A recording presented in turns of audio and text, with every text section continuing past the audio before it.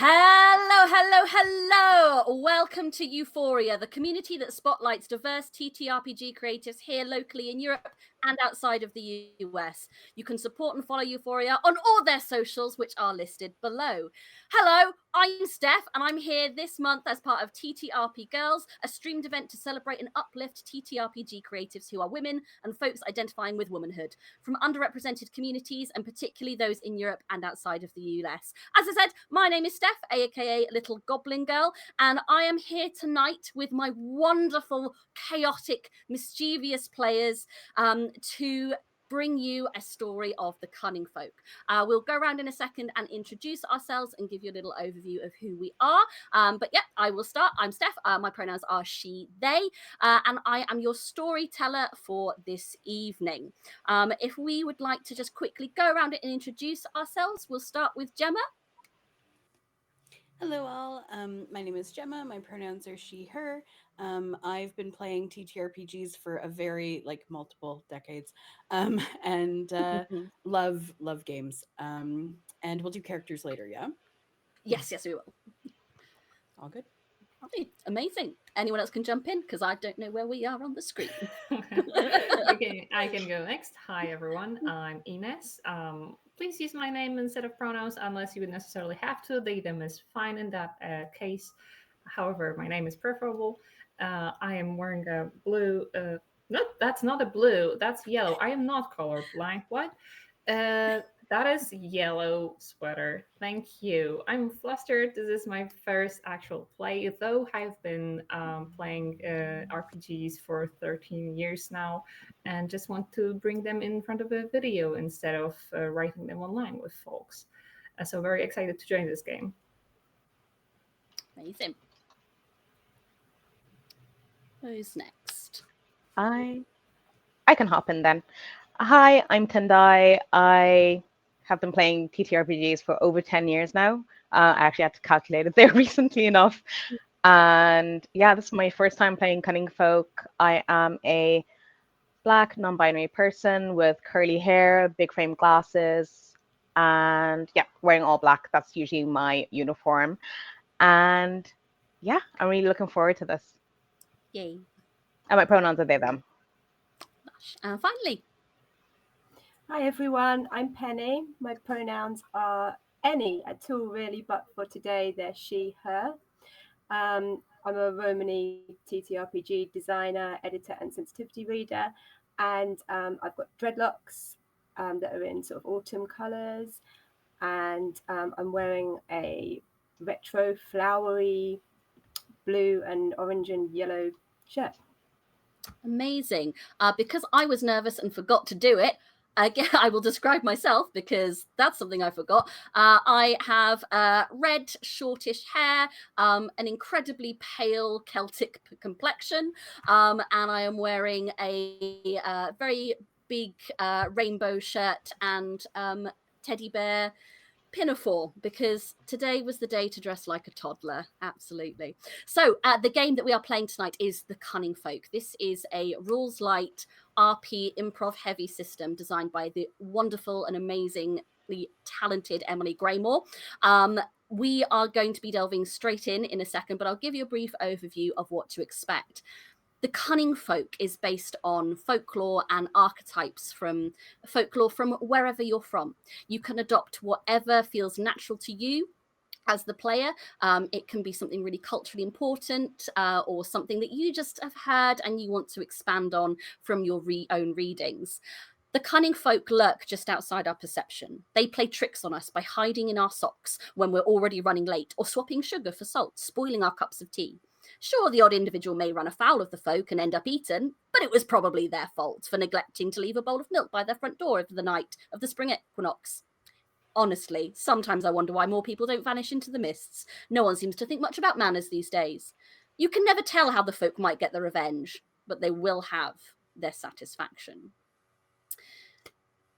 The Cunning Folk tonight are going to be using magic, luck, and mischief against their offender. We'll be rolling only d6s, and we will be leveling up and down very quickly, because as you fail or succeed, you grow, and you shrink. Our players have created some amazing characters for you tonight, and we will very, very shortly meet them. But in terms of content warnings, there shouldn't be much to worry about. This is a very light and fun system.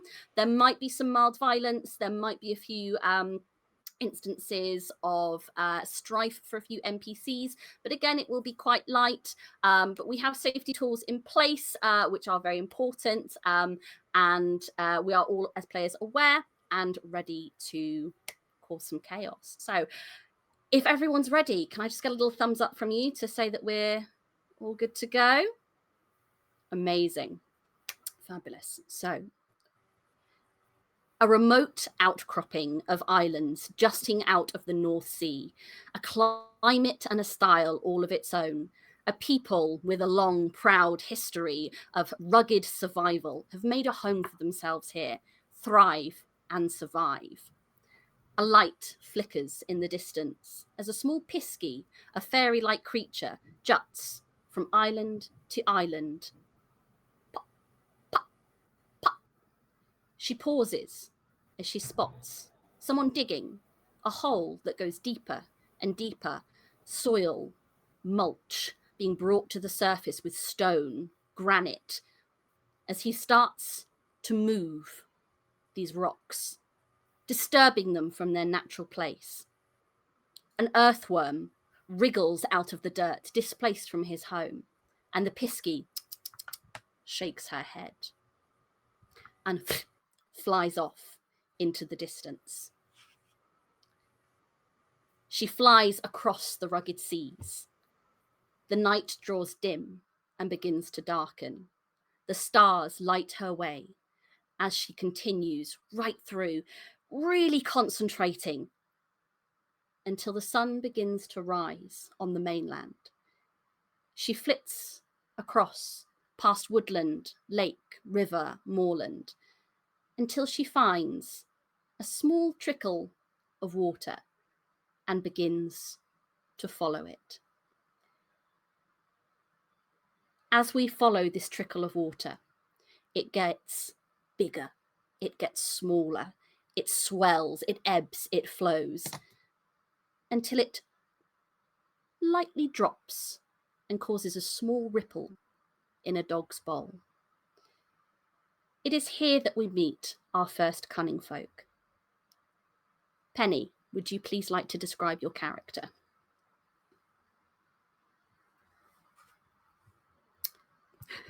We're on mute. There we go. My character is called Pani. Pani is her base name. So Pani is a Romany water spirit, very small, very mischievous, very tricksy, very interested in people and the kind of water that is around people, like dog's bowls and water pipes and bathtubs and things she can splash in and make a mess. Pani has many other names as well, because Pani can be very, very small, like a tiny drop of water, or Pani can be very big as well, like a flood. When Pani is small, Pani is called Chewy Pani or Chichi Chewy Pani. Very small, little water. But when Pani grows big, then Pani is called Barrow Pani, big water. But in Pani's mind, Pani is Barrow Pani all of the time. Even when to other people, she is Chewy Pani. And what do we see Pani doing as of a day-to-day? What do you think Pani is doing right now? So right now in the dog's water bowl, Pani is just having a little bit of a play and a little bit of a splash. She has probably spent the morning getting up very, very early and doing her favourite thing, which is to thread the spider webs with little drops of dew. And that's because Pani thinks kindly on the people who have to get up early and go about their chores and go about their business very early at the crack of dawn. And she wants to leave them just a little present, just a very tiny one for people observant enough to have a look and have a see and see the little jewels that Pani has hung from them. Of course, she gets very, very cross if they walk past and don't notice the lovely present that she's left for them. And then she might make a big splash in a puddle or in the dog bowl and cover them with water. But for now, she's completely understandable behavior. But as you're playing in this dog bowl, you see long spindly fingers just reach over the side of the dog bowl, and you see two large eyes staring at you, blinking, long pointed ears, and these almost butterfly-like wings, but almost translucent. This gnarled and knobbly skin looking at you. Here, Panny! Panny! Hello? Hello, you right me handsome? Do I know you? Have I seen you before? No, but I just seen you, my lovely. I've been seeing the lovely work you've been doing on them spider webs. Oh, did you? It was such hard work. It took me such a long time. Did you like them? I loved them, I did. Actually, you put one fairly near one of my wells at one point, and I thought, that's someone who knows their business, which is why I come to find you. All right, and they kind of get up a little bit, and you see this long body, but not much bigger than you are, kind of sits in the bowl with you, dangling their feet, and enjoying the coolness of the water. My name's Pisky. I'd to come over from over the sea because I thought I ought to find you, my handsome. I've been flying over to them there islands, and you'll never guess what I discern. Go on, guess. Guess what I seen. What did he say? I saw a man, and he'd be moving the earth. He'd be digging big holes everywhere. And you'll never guess what, all them little insects got no homes no more. And I just thought to myself, well, that's no good, is it? So I went and I found the big man. And the big man said that I got to find someone who thinks that they can help. And I thought, someone who can make spider webs as beautiful as this, and someone as brave as that person must be, I got to find. Panny, do you reckon I could get you to help? Well, I am quite strong. I am quite big, and I am quite powerful. She's puffing herself up to... So I'm sure I can manage to help you. Absolutely. Amazing. Thank you so much. I know the big man will want to tell you more when you get there, but if you just follow the river as far as it'll go, it'll wash you out into the sea. But don't worry, the currents will take you and guide you, and the big man will scoop you up and he'll tell you more. Is that all right, my handsome?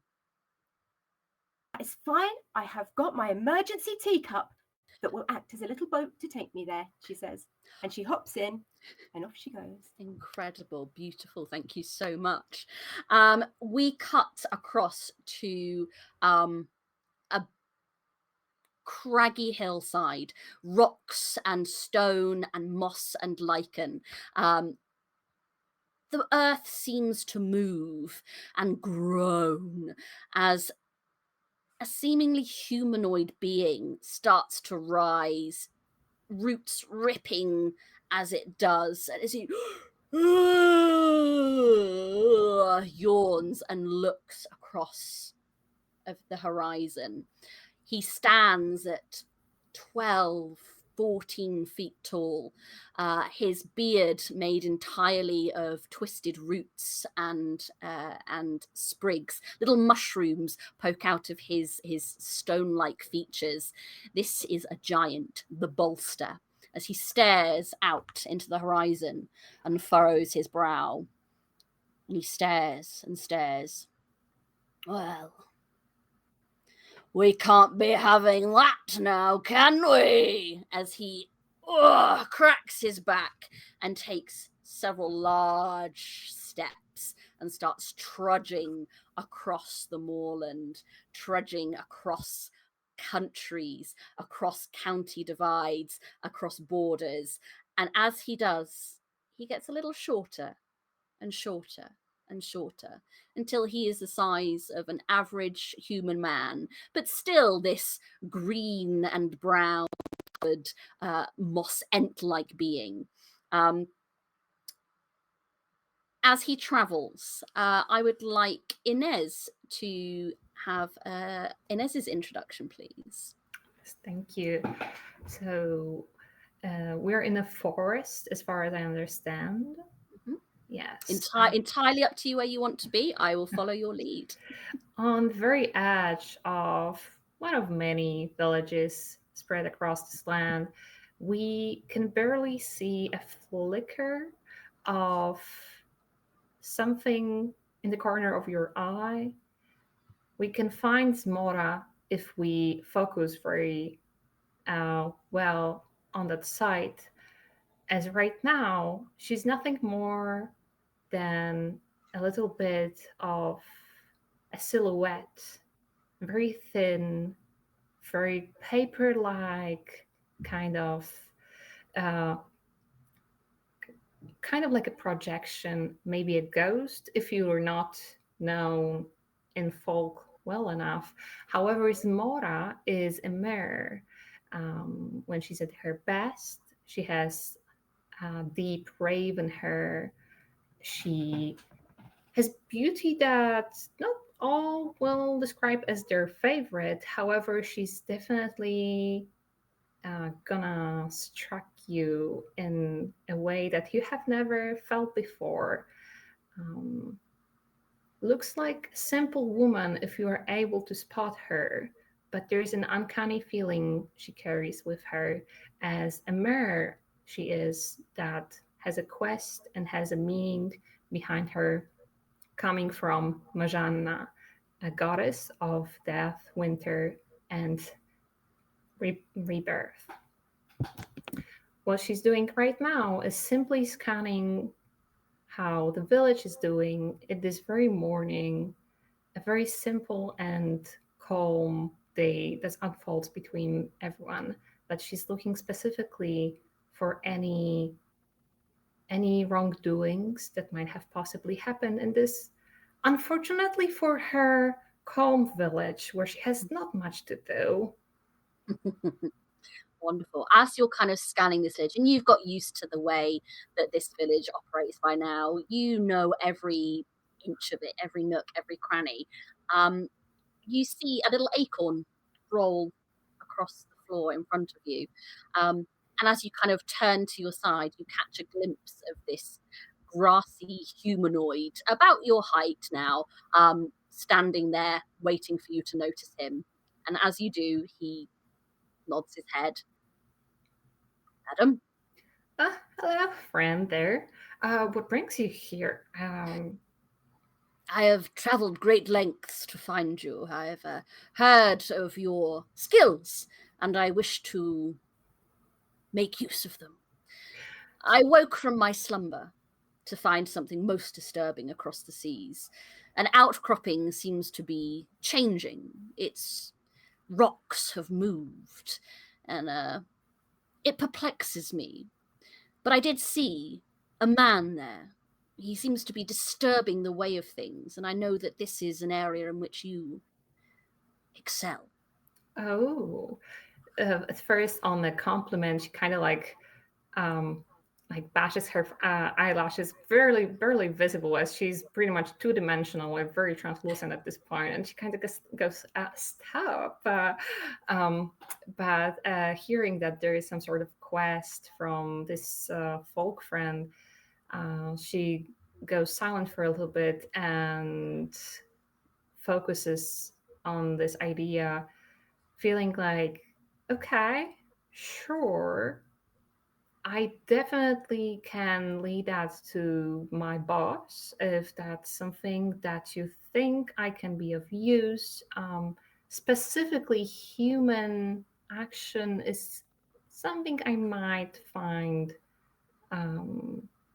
my skills be used in. Yes, she kind of like fixes her very translucent, definitely not needing any fixing her, and she's like, okay, sure, I will check in my calendar, but I might find a spot for you.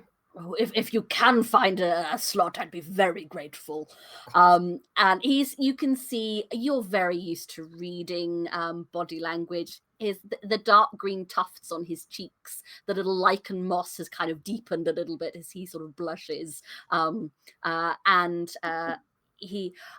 know that you will excel in this. I have brought a small friend help you find your way. And the little acorn that rolled across your path, kind of 2 little eyes kind of spring from it, and a boop, boop, boop, boop, 4 limbs shoot out. Hello, if you just like to follow me, ma'am, I'll lead you there in a jiffy. Oh, of course, no worries. I'm sure I will be able to track an acorn on the forest bottom. Let's hope it works out. Oh, yeah, let's hope so. Come on then. And the little acorn will start to lead you on your journey. Tendai, would you please like to introduce your character and tell us about what they are doing right now? Of course. So you see a almost like salamander shape on the pod of a plant called the Kigeli. And it just looks like a pod floating in the river. And the salamander at first just looks like they're just lazing about, soaking up the sun, like literally spread eagle, just soaking up the rays. And they actually sit up a little bit, and you see that the salamander has almost like crocodilian sort of scales in various shades of greens, browns, a couple of yellow spots here and there. And their hair, at first, their hair was just wet, hanging down in loose curls. But as the water runs off their hair, it starts like getting closer and closer to their head. And they just have this shock of green and gold hair. And they're sitting talking to this river as if the river is talking back. And when you actually listen, they're almost mimicking the sounds of the waves as they tumble over rocks. And they're just having a great old time, just splashing around, talking to fish. And yeah, they're just enjoying themselves. And their name is Yerera. Amazing. As you're talking to the fish and watching all like the colors of the scales shine and reflect in the daylight, you spot a fish that is not native to this part of the river. It seems to be struggling a little bit, like it's not used to this kind of water. And as it sort of struggles and twists in the river, it starts to transform, and the tail starts to elongate and grow darker in color, almost becoming like an eel. The body starts to elongate as well and become more humanoid as the scales kind of peel back to reveal a human male face with seaweed-like hair that strips backwards with the flow. He kind of breaks through the water and looks towards you. Ah, cousin, I have come from across the seas to beseech help. Message has been passed to me through the network from Siren to Merfolk to Bucker. I've come to beseech your help. There is trouble in the north. There is a man, I believe, who is disrupting the flow, wanting to change the landscape somehow. The rivers have been running dry. Drought has started to impede. We need help. We need numbers. And this quest has brought us to you. Can you help? Yerera is going to like kind of go to the end of the pod and dip their feet in. And as they dip their feet in, you'll see that they're going to become a bit more web-like, and they're going to open their mouth in a big, wide grin and say, "A man, you say, disrupting the river flows." And they're going to grin, and you're going to see not super intense crocodile teeth, but like pointy-ish teeth. And they're grinning almost maniacally, and they're like, "Say less, show me the way. I have a few different methods to try." This creature, this Bucker, grins back, and whereas you have the crocodile teeth, his are kind of almost shark-like. They were right to send for you. And he kind of flips back into the water to start to lead you through the journey of rivers and seas. you very much. Gemma, would you like to describe your character and what they are doing right now, please? Absolutely. So I am a tiny little humanoid being, and I am old and wizened, and I have a lot of white hair that I have done up in stylish knots all over my head. And I have a big beard and a big nose and big ears, and I'm covered in lots of decorative fabric that's strewn all over me. And I'm leaning on a cane very appreciatively, looking at all of the children's toys that I've piled up beside a bed because they have dared to leave things out overnight. I'm just going to leave it all around the bed for them to trip over in the morning. I'm leaning on my cane very appreciatively, pleased with my work of causing mayhem, and sure that their morning will be ever so, they will say my name in the morning, that is for sure. Amazing. And what is your name? So I am Madame Reveche, and I am a creature from French Canadian folklore known as a lutin, which are like little house goblins that, like sort of a cross between like a gnome and a goblin, that are very spiteful and cause a lot of mayhem. Incredible. So you have done an excellent job of piling up all these toys. That'll learn them. And as you start to, do you kind of like make your way as if to leave this house? Yeah, I'm going to go find some other things. There are wrongs to be righted through revenge, and I am off. Absolutely. As you kind of start to walk, stomp down the stairs with purpose and pride in your work, you hear oh shit, coming from the living room, and a kind of a clatter, and then a So I just tuck my cane under my arm because I don't actually need it and run to find the voice, to see what's happening here. Hello. You look, and in the fireplace is like the plume of soot, and kind of trying to extract themselves from the coals and ashes. You see a creature not unlike yourself in appearance, large nose and ears, a little bit of a scraggly beard, deep set wrinkles, but bright shining eyes. He wears a little pair of like dungarees and a big old-fashioned mining hat with a lamp on the front of it. I had him quite. That was a bit bigger than I was expecting on the way down there. And he kind of looks at his hand, realizes it's covered in soot, wipes it off. Oh, he wrote that on there earlier. Cat, is it Mad May Revenge? That it? Close enough. Yes, indeed, close enough. Oh, all right. I'm Tommy Knocker. Pleasure to meet you. I'm from over t'other way. My name's my game. Knocker's my name.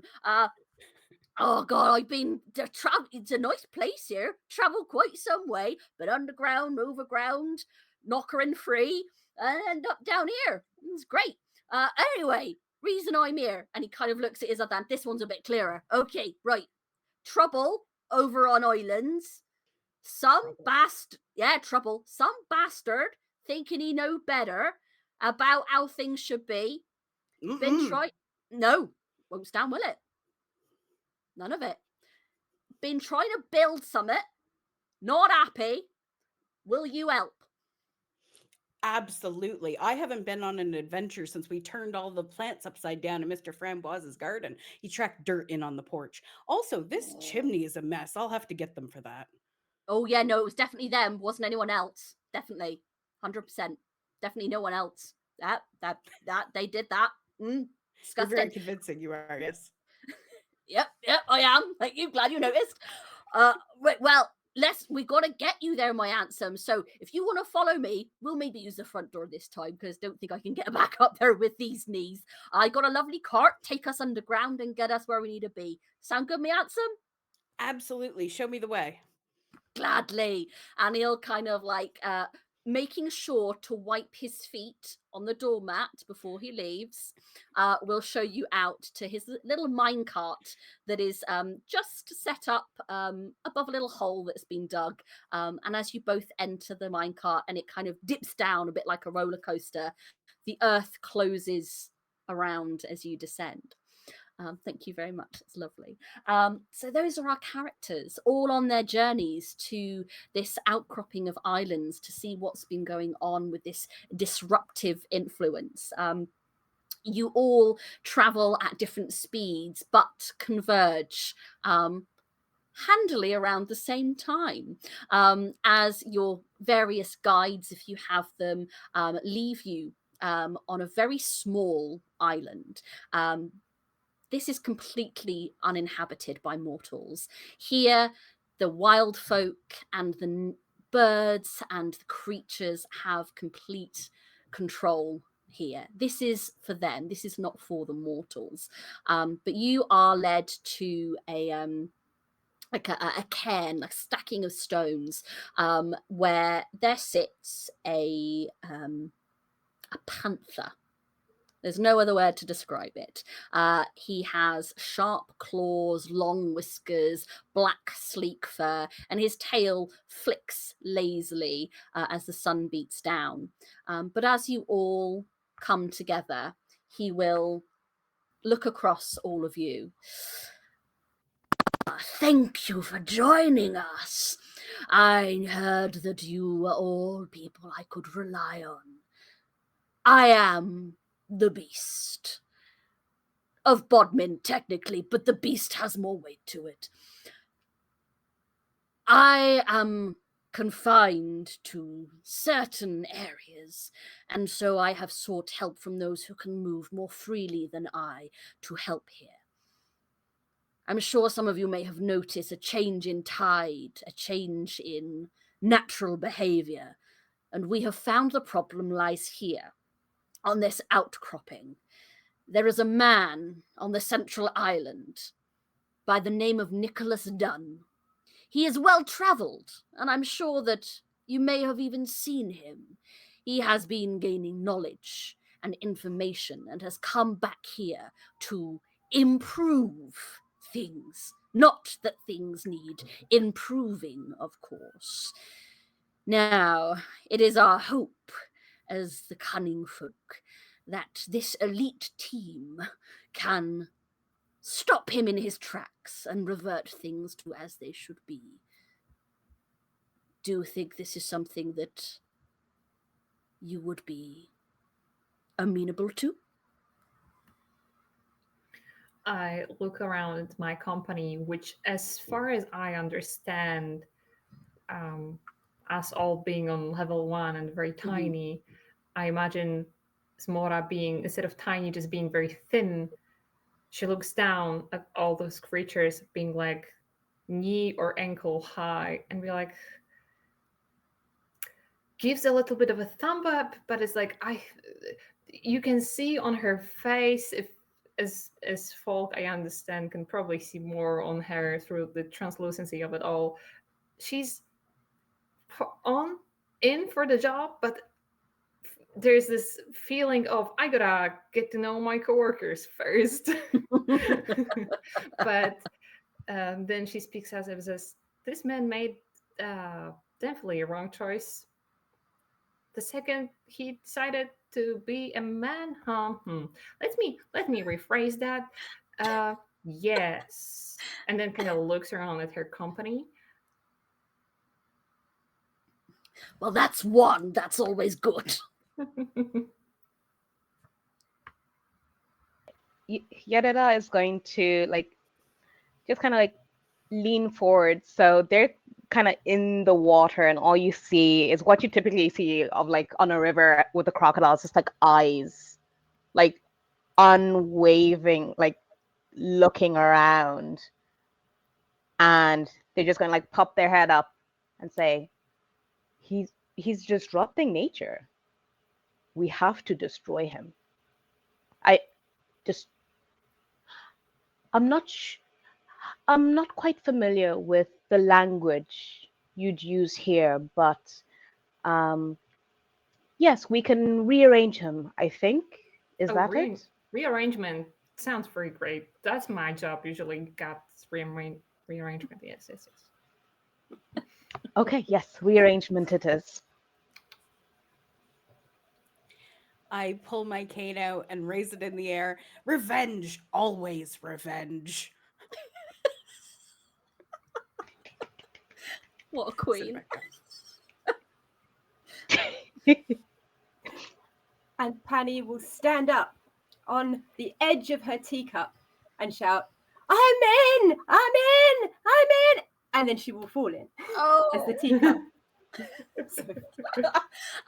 This very large paw just kind of like gently lifts the teacup and rights it. Oh, careful there! Don't get too carried away just yet. Wonderful, excellent. This is incredibly exciting. I look forward to seeing how did you put it? Rearrange him. But if you head over to the mainland, you'll see more of what's being done and get to know this man, get to know what he's doing, how he ticks, and I trust that you four will know how best to deal with it. Wonderful. And he will start to get up. But any questions before I go? Um, in terms of how this man looks, I just want to be sure we are targeting the correct person because balance is sacred, balance is important, and we don't want to unleash the power of us crafty folk on a poor innocent person. I mean, is anyone really innocent? No one's innocent. Yeah, I mean, Oh, yay!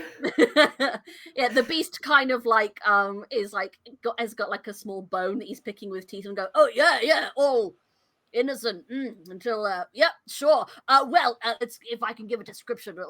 This is a mortal man. He is large of chest and has hair that is swept back all the time, like but he's got one little bit of hair that he's always got just in front, like I think he thinks it looks cool or something, but it's just this one little bit. He typically dresses a little bit better than some of the other mortals. I think they would. I've heard them say he is has a well cut jib to him. He has this dark hair and green eyes. Yes, he does have green eyes. Most of the time, you'll find him on the mainland near the borders of the sea and the sand. He seems to be measuring there quite a lot. But when he's not there, you'll be able to see quite easily where he's dug a load of granite.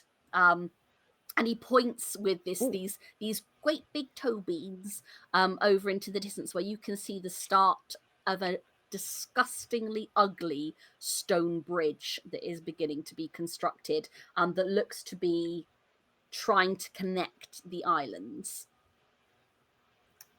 Smora just takes a look at it and be like, a man of no taste.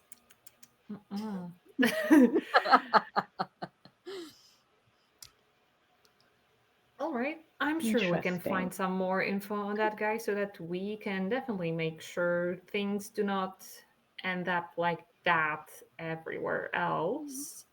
You guys good?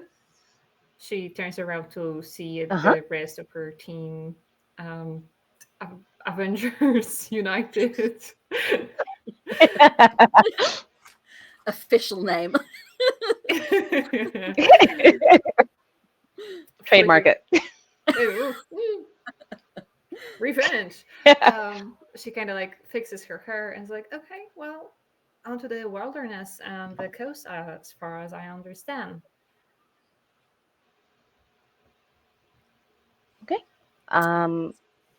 Yereda at this point is going to like sidle up beside the teacup. They're quite a bit larger than a teacup. They're probably in around like 30-ish centimeters. So they're going to kind of like look around and say, it must be quite handy having water at your disposal at all times. How does this contraption move across the land? Are there legs?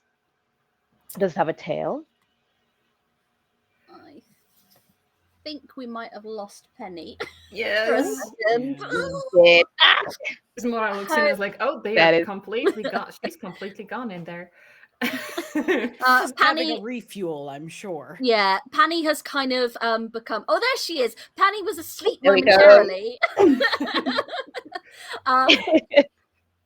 So, Penny, you've just been asked by Internet. Ooh, are you there, my darling? Yep. So, Yoretta, would you like to give Penny a Still brief here. overview of what you asked again? No worries. So Yarara would have kind of like swam up beside the teacup. Like they're quite a bit larger than a teacup, so they're like fascinated, and they're like, it must be quite interesting to have water always at your disposal. How does it move across the land? Are there legs? Does it have a tail? Is it buoyant? How is it buoyant? I'm fascinated. Is it still or salt water? And they're gonna like dip a little finger in.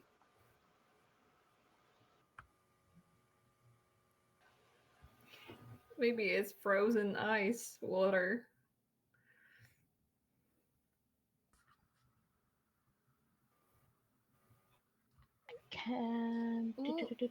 Could you just repeat that, please, Oh, Penny? I didn't hear what you said. okay. Okay. No, that's all right. Can you hear us okay now? Didn't hear what Ines so said. Yoretta would like to know Sorry. how your teacup functions as its own kind of source of water. Like, does it have a tail? Is it buoyant? What's the deal?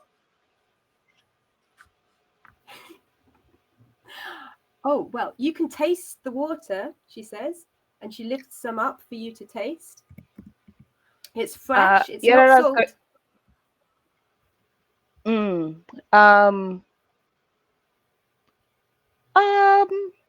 I don't know about tasting the water that you transport yourself in. Maybe another time. I'll Once save once I you can some. figure I'll out the make sure machinations there's a of bit this, in the- that would be delightful. Thank you. Thank you. And they're gonna like sniff the cup to be like, what is this? Do they come in my size? It's Royal Kent, she says. It's Royal Kent. It's an antique. And Kent. Huh. Royal Kent. And this is gold on the rim. Real gold. Gold. I'm only familiar with that It once in. belonged to a queen. Oh. Why did you kill her? Did you kill her to obtain the gold? Oh, you must be a fierce warrior. No. No, Oh. she gifted it to me. She gifted it Even to better. me. She dropped it into my river and gifted it to me. Huh. In tribute. Okay. Because I'm such a mighty water god.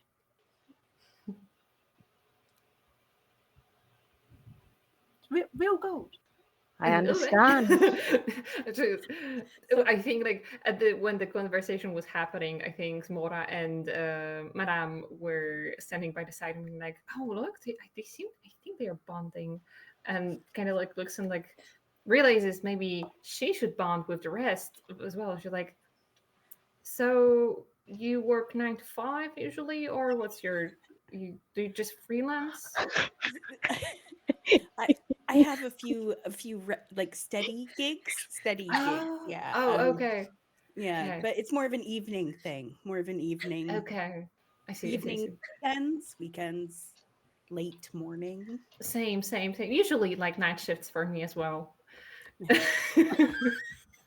And then kind of be like, when sees the other conversation and kind of approaches the Penny and is like, do you need help with carrying your vehicle, teacup? I mean, carry it for you.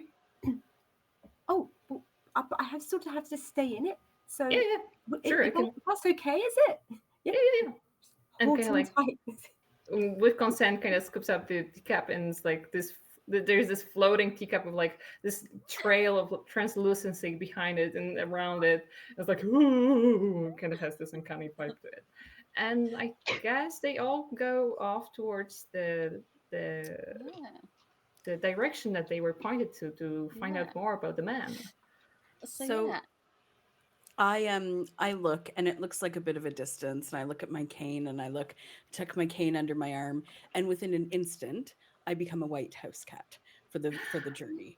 I'm just going to like it's much easier to travel with toe beans, as we saw really earlier. And off, Yeah. it's just much easier. Truly. Amazing. As you guys start to kind of like move as if to like look about how to get to this mainland, the tide starts to go out, and it reveals a causeway, and it's all made from it looks like cobbles, but it's made from like the seabed, like old shells that are no longer needed by their old inhabitants. There's little bits of like soft seaweed growing all around it, but it will give you a lovely clear access to the mainland. Which, as you approach, you start to see a little settlement of buildings with thatch roofs, and there's a busy kind of seaside area where it's clearly used for work rather than play. It's not like a tourist trap. There's not like plastic buckets and you know, people lounging on the beach. People are here to work. There are fishing nets and boats in the harbour. You can see there's a little market stall just off the beach where people are selling fish and vegetables, and people are milling about. The mortals are busy here and active. But there is a kind of a main street up to a small town square where there's like a tavern and a couple of like bakeries and a butcher's, the things that people would need as their day-to-day essentials. But that's what you see as you approach. And how would you like to approach as you kind of enter the town? I look around my team like, okay, anyone's got any ideas for how to rearrange the final man? Should we do some rearrangement of others before, or maybe find out who's linked, and this way we can kind of like create steps of rearrangement to until we get like a warm up, you know, guys, like, you know, a little warm up, something like that, so that we can figure out how to work our skills together. She kind of like looks around to see what everyone's vibe is. So we need to first stalk our prey. Typically, I would just wait in the shallows until they got close enough to the water. But since they have modernized, and you're going to hear like the sneer in their voice, they have modernized this gorgeous area, we will have to, like you said, get closer to his inner circle. So find out where they go, finding out where he goes, and then we isolate him, and then the rearrangement can begin. Makes sense.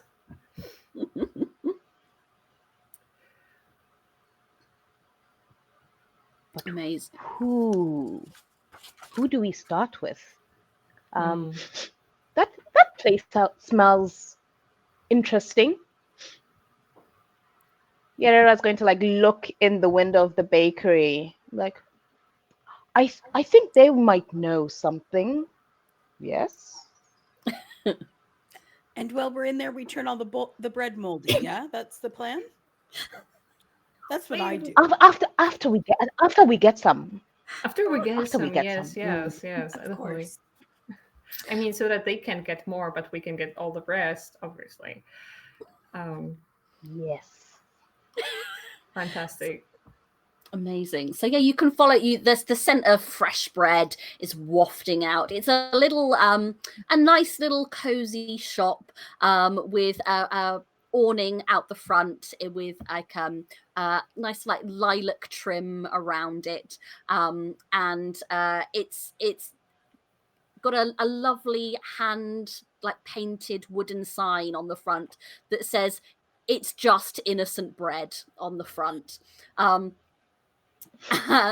the door is open, which is why this amazing smell is coming out. But you can have a little peek in, and you see a rather portly gentleman in there with an apron and flour on his face, as he's kind of putting out a fresh tray of rolls. And there's a small boy in there who's counting out some pennies. And Ma says if I can have one loaf, and she said that with this penny I can get one of the pastries. Did your ma say you could have one of the pastries, or are you telling me lies, little one? Oh, yeah, she totally said I could have one. Well, how's about? And he goes to reach behind the counter and brings out like a really like large pastry filled with cream and berries. This one's got fruit in it, so it's healthy. So you can take that one. It's not good anyway. You can see it's all little bit burnt round the edges there. So you can have that one just for free, my handsome. And I'll take that one, and there's your loaf of bread. Oh, thanks! And this kid is like stuffing this pastry into his face immediately and starts to like run out the door, which gives you guys enough in to sneak in. What would you like to do in here? Go behind the counter. We all as invisible folk, as before we do any mischief, nobody can see us. So all of us just like line up behind this man, and we have full on conversation between each other without him being able to spot anything. And we just act like it's our place, Sure. honestly. Me holding the teacup. And I'm gonna like, honestly, like we can scare him, but then he runs away. And what can we do with like information getting? We have all the pastry, right? So it just kind of like Zmora is kind of going through the plan, but being like, okay, so plan B could be kind of like telling him something in his ear, but what if he gets scared? And they just like all stand there like the rest of the team. So this sounds like it might be a bit of a mischief. Mm-hmm. So are you actively saying your plan A and B so this man can hear you? No, this is me being Gotcha. fully aware of that. We have Sure. this privacy before we do any mischief. Gotcha. But if anyone wants to, I'm happy to just be there for Okay. anyone else's mischief and giving ideas to everyone if the rest of the folk want to go and do something to this man, while Zmora is just kind of like, so I don't know. Ooh, do any of you have the ability to, I don't know, to compulse and get answers from him? Maybe somebody can whisper in his ear, get him talking out loud. Maybe this this dung man maybe he comes here every day. Maybe you can ask him about Mr. Dung. His name is Dung, is it not? He's done. Yes. Yeah. Dung? Dung, absolutely. Yes, Dung. Mm. Mhm. Yes. So he must smell quite badly. So yeah. Maybe somebody all can smell ask bad. him to. Mm. He smells great. And you hear us like just like kind of like almost like cartoonish floating after the smell of bread. This. Oh yes, somebody get answers. I have investigating to do over here. Hmm. Amazing. Are you investigating with your tongue? It is. Yes. Yes, yeah. Yeah, it is. So I think it's at this point that I'm gonna just explain a little bit about the system. So each of our players is playing an archetype. So I believe that we have Yerera and Pani are elementals. We have Zamora, who is the beast. And we have Madame Ravesh, who is the crone. Now, all of them have a certain amount of magic that they can do. And I will just remind players that at level 1, you don't even have to roll anything for your level 1 magic. It just happens. And there is no spell slots or anything like that. There's no resource management. You can do it as many times as you want to do it. So just be aware of your magic skills. And yeah, if there's something that you want to actively go for and you think there's a bit of a mischief, just shout at me and let me know, and we'll have a little bit of a roll of it. So, Yureda, it kind of feels like you're raring to get into this bakery. Absolutely. Like proper, just kind of looking at everything with and just trying to grab pastries, anything that looks good or smells delicious. They're just gonna start, like, fingers are going out to start grabbing things, but trying to do so when he's not quite looking in that area. Amazing. So I'm trying to be sneaky about it. Well, this is definitely going to be our first mischief roll of the game. So for mischief, you are going to roll a d6. You want to this to be a 4 or higher for a success. If it's a 4 or under, it's going to be a failure. 3 or under even. That's how maths works. Okie dokie. And success is 4, 5, and 6. Indeed, yes. Deadly. Okie dokie. At level 1, tell me dice again? Just the one to start with. There's one. Perfect. Okay. Another one. Oh no! Okay. So, of course, that's what I get for wanting bread. That's what happens when you're distracted by bread. This is going to very quickly True. turn into Bread is life. Lebensfabler. Just want a load of bread. So you have a failure, unfortunately, but because things didn't quite go the way you were looking for, you do gain a luck point. So when you have a luck point, if you make a roll and you either need to try and get another success or you've over succeeded, you can add or take away a dice depending on your luck point. So you have one of those in the tank now. So I think what happens is as you go to kind of like reach out for these pastries, you find what looks like the most crispy, golden, beautiful loaf of bread. It just looks like it would have that beautiful crunch of the crust and that soft, doughy inside. And you go chat, and it's plastic. I think I can see the disappointment on your face, and I'm like, this is not a way to mistreat my companions and fool them. And I just get like puffy a little bit, and I lean over to the baker, who's probably busy with whatever he is busy with. Yeah, he's rolling out some dough like I love rolling dough. Dough is the best. And I'm dough. and I'm planning on making mischief to whisper in his ear, "Fear me tonight in your dreams, unless you tell me where to find dumb men."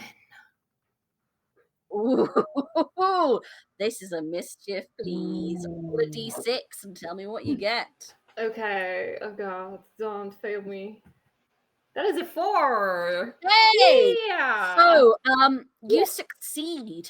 What does it look like as you succeed, and also as you level up and change? Yes. right in front of this guy, or I mean, it's your success. You tell me how you want it to go. okay.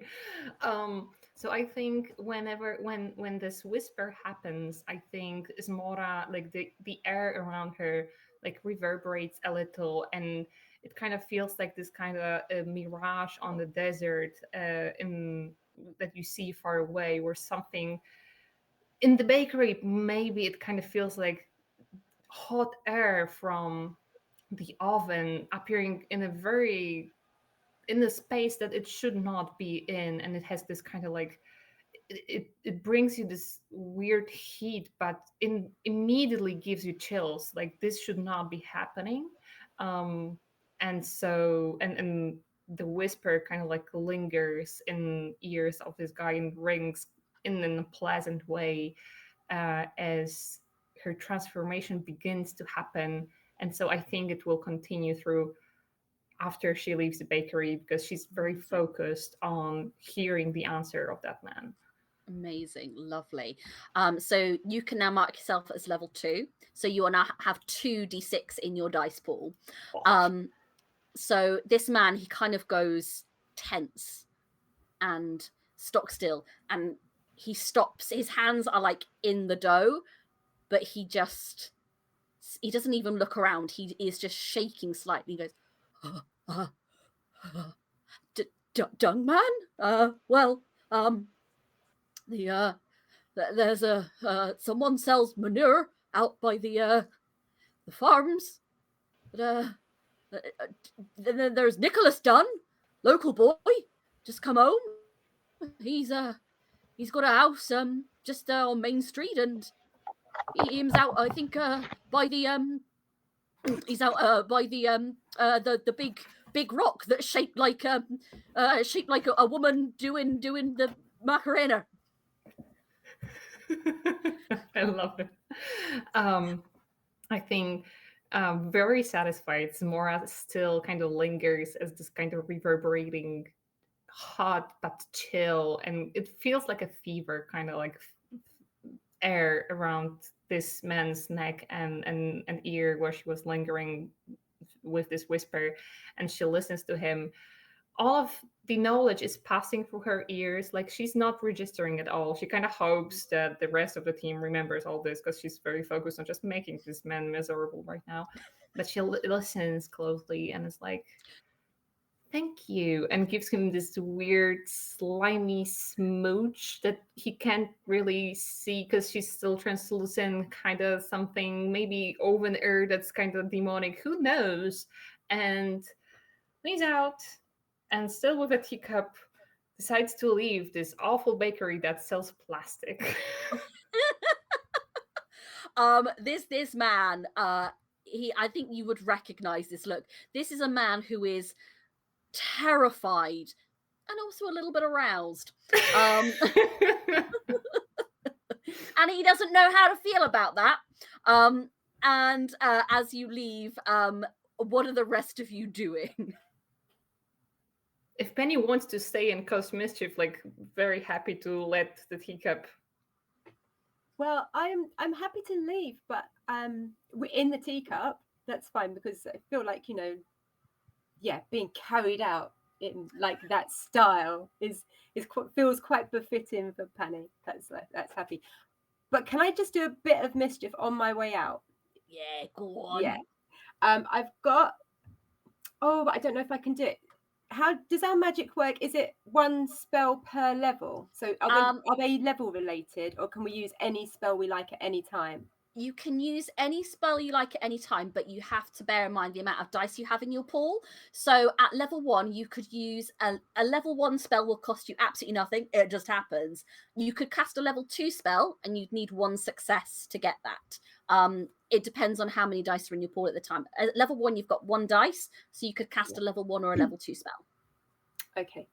I don't think I can do it then, because it's a level 4 spell. Because I was going to make his bread rot just on the way out, but no, it's too high a level. Okay, so well then I'll just, like in a kind of high dudgeon, kick a bit of water out of my teacup. It doesn't do anything, but just like a little strop. I'd like a stroppy bit of mischief, please. Okay. Roll a d6 for me, because this is something that might get you noticed by the big folk. So I'll try and kick it in a nasty, vicious way that's going to do Oh, very Penny. little other than annoy. On his face. Oh, it's a 2. Oh no. That's funny though. So what? So you are going to take a luck point. So you've now got 1 luck point in your pool. As you get really into the splashing, and for a minute you forget that you're in your teacup and not like a dog bowl or a small pond, and you start to tip, and a little bit of your water goes too far, and your teacup almost completely falls out of Zamora's hands. But as she's transforming and getting a little bigger, I think she just manages to stop your teacup falling and smashing. But it was your little Panny heart is kind of beating a little bit faster. Oh, shit, girl, hold tight in there, and I'm just like, whoo, girly. Seeing that Panny's mischief has not played out the way that she wanted, I'm going to take my cane and try to stab him in the toe with it on our way out. Mischief roll, please. And I also got a 2. Okay. You go to like stab down with your cane, and he just steps out of the way at the last minute, and as you go down, it gets stuck in a little crevice in the flagstones, and you've got to try and you're trying to wrestle out, but it is really stuck fast. And eventually you pop it out, but by that time he's on the move and he looks to be going to close the door. You'll get yours tonight. We will get him anyway. Come, Revesh. Come. And okay, and I think behind, as we leave, hopefully successfully through the door before they are closed, I think the transformation of Zmora completes as she. This is something that only her companions can see, as outside of mischief, nobody can see her. So the translucency gets a little bit more opaque. You can see a much more of her. She's not just a silhouette of a woman. She has more color to herself. She seems to be three-dimensionally finally at this point.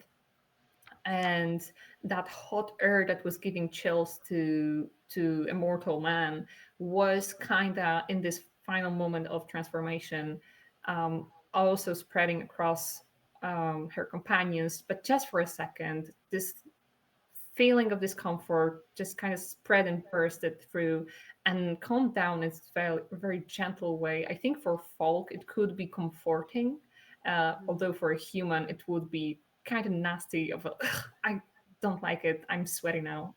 But for folk it's like, oh yeah, okay, girly's going through her level up hormones, it's totally fine. And so she kind of shakes it off a little bit. It's like, oh yeah, this is going to be useful. All right, folks. Has anyone registered anything he said that I asked him to say? Because I honestly was not paying that much attention. At least he got what he got. What did he say again? Before we leave, Yara's going to try one more time. Sure. To get some bit, and it's not going to be behind the counter, because I think behind the counter now is a lie. They're going to try to go for something that's like front and center. Sure. Okay. And they're going to be distracted, kind of like leaning back and say, he said, dung man, woman, rock like a Macarena. What? I don't know what that means, but they're going to like snatch at. I think it's a macarella. What is a macaroni? No. Oh, is that what? Wait, which one is the macarella? Describe that fish here. I think I know it by a different name. And I'm going to try and go for another pastry. Amazing. I would like one success for this to work, so roll a d6. You do have a luck point to use if you need it.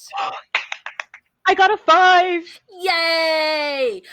Explain to me how you succeed and describe your level up to level 2.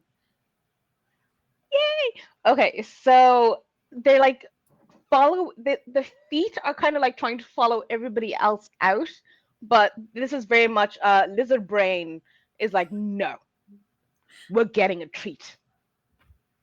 And they're going to use a burst of like, have you ever seen a crocodile suddenly run after something?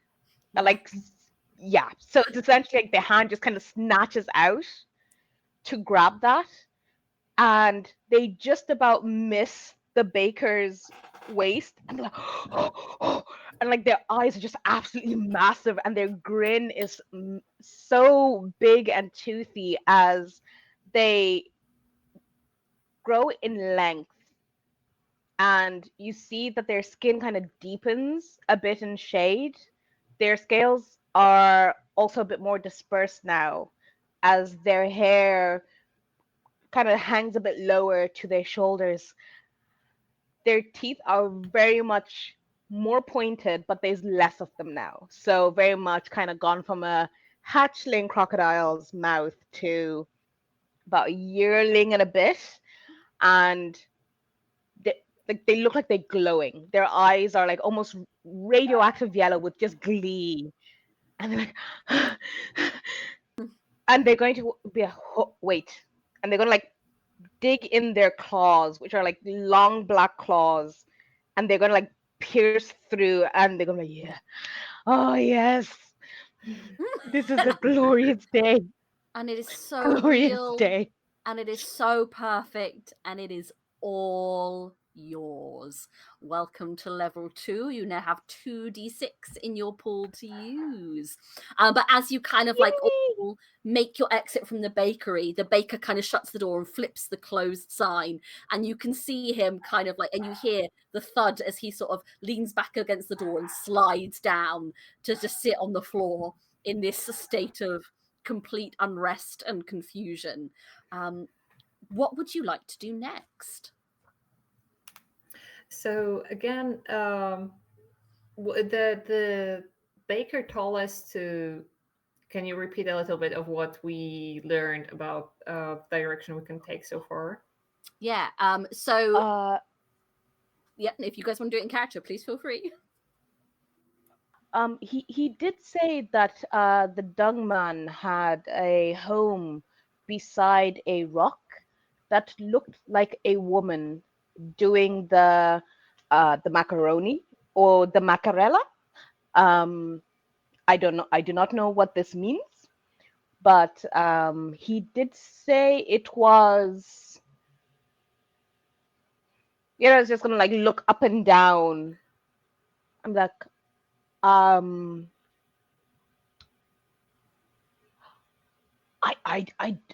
do not do directions. I just go the way the current flows. So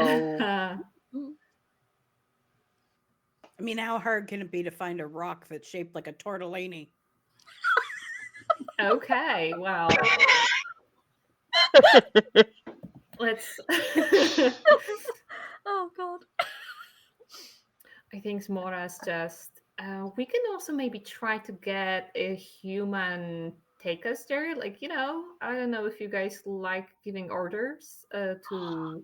But maybe looks around, sees anyone, is like, any of you good with orders and making humans do what you like to do and pointing us to that direction? Kind of, force them a little bit.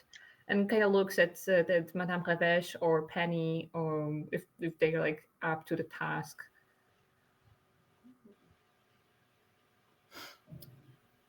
I think, says Penny, that this word that you keep saying, this macaroni word, I don't think it's macaroni. I think it's the name of a dance that I heard when I was sitting in a pipe, in a water pipe, in a kitchen. Now, the humans, they have this box. It's called a radio. and out of the radio comes music, and the humans, they call it dancing. It's not our dancing. I have to warn you, it is not our dancing. Pity. Oh, They call it. it is quite funny, quite funny. It's quite. The wiggling, it's just Mm. doesn't matter. But one of these dances, More like a flapping, really. is called the Macarena. Okay, sure. So we have to. Okay, a wiggling woman of stone. Sure. But let's- what does a Macarena look like? Because let's ask there are around. many dances. Let's make someone dance that. Oh, Let's make someone dance oh that. What do you guys yeah. say? Like a summoning, yes. Yeah, Yes, summoning. go. If you guys want to, sure. Summon the She's just- Macarena. She's just like, hey, let's go do that. Let's figure out what this looks like, and then we can find a stone lady that does this move. Yeah. Yes. Okay.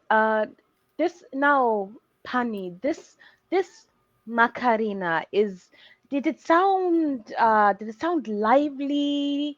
You know, because if it was a lively sounding dance, the music, it would kind of make sense that we summoned. Well, we asked one of the younger ones to do such a dance, just so it's as accurate as possible. You know, we don't want.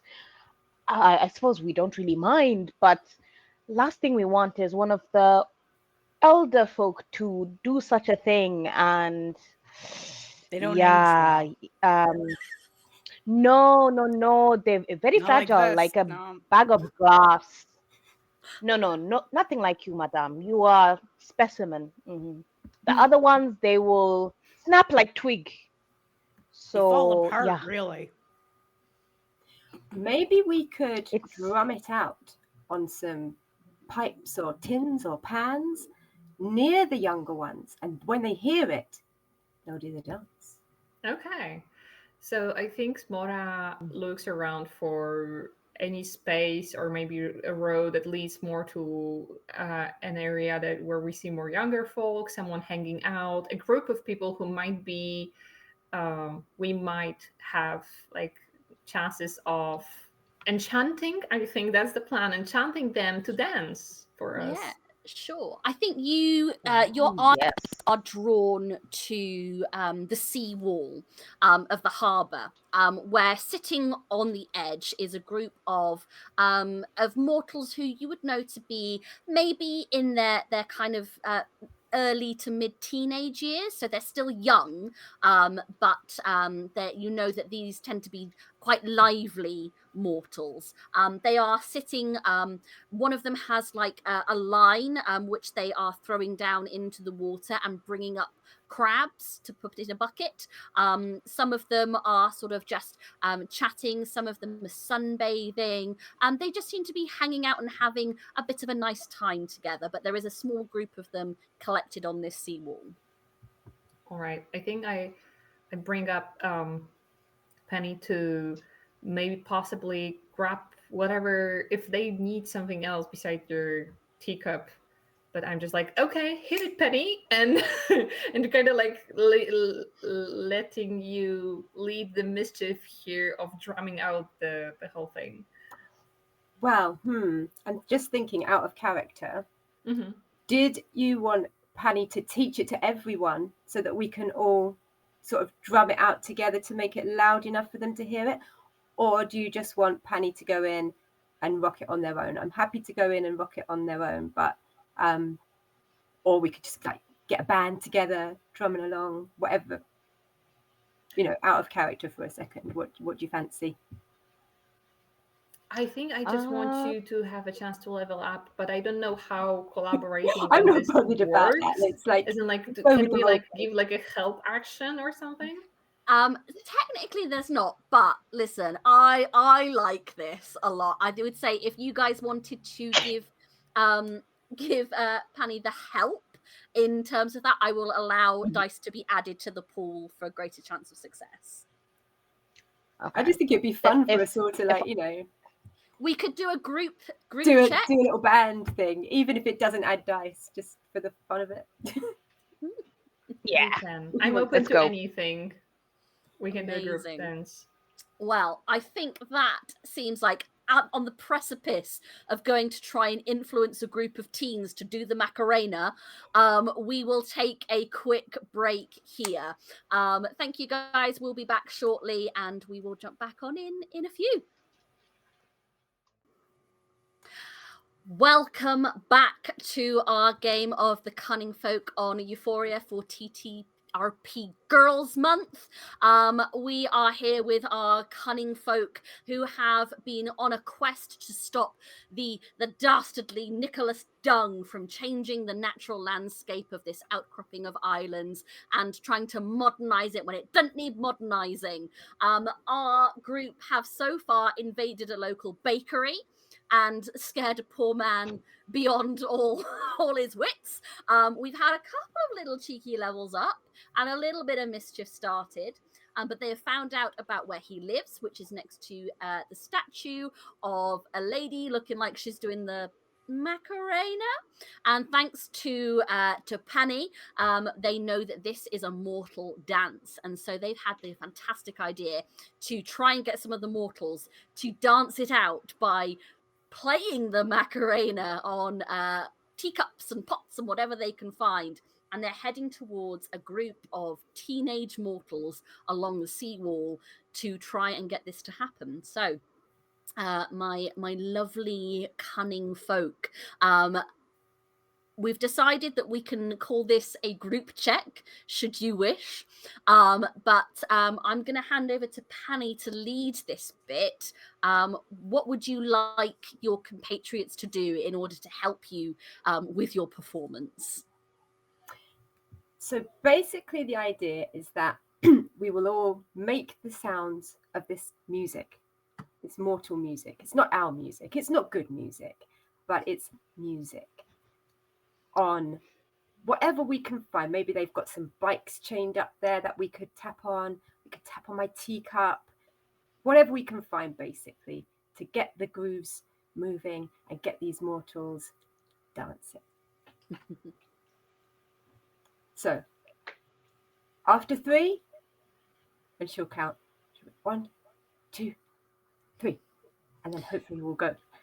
So she'll be drumming on her teacup mainly, and maybe if there's like a some metal next door to her, like a lamppost or a bike or something, she might be sort of flicking splashes of water to be a ping, ping, ping, ping, ping. Yeah, definitely. Sounds like, there are ting, ting, ting, ting, ting, ting. Yeah. There's like a few that famous Macarena, ting, ting, ting, ting. There's a few bikes littered about here where they've just kind of dumped them haphazardly. In terms of stuff that's around, you've also got a few fishing nets and like crab pots.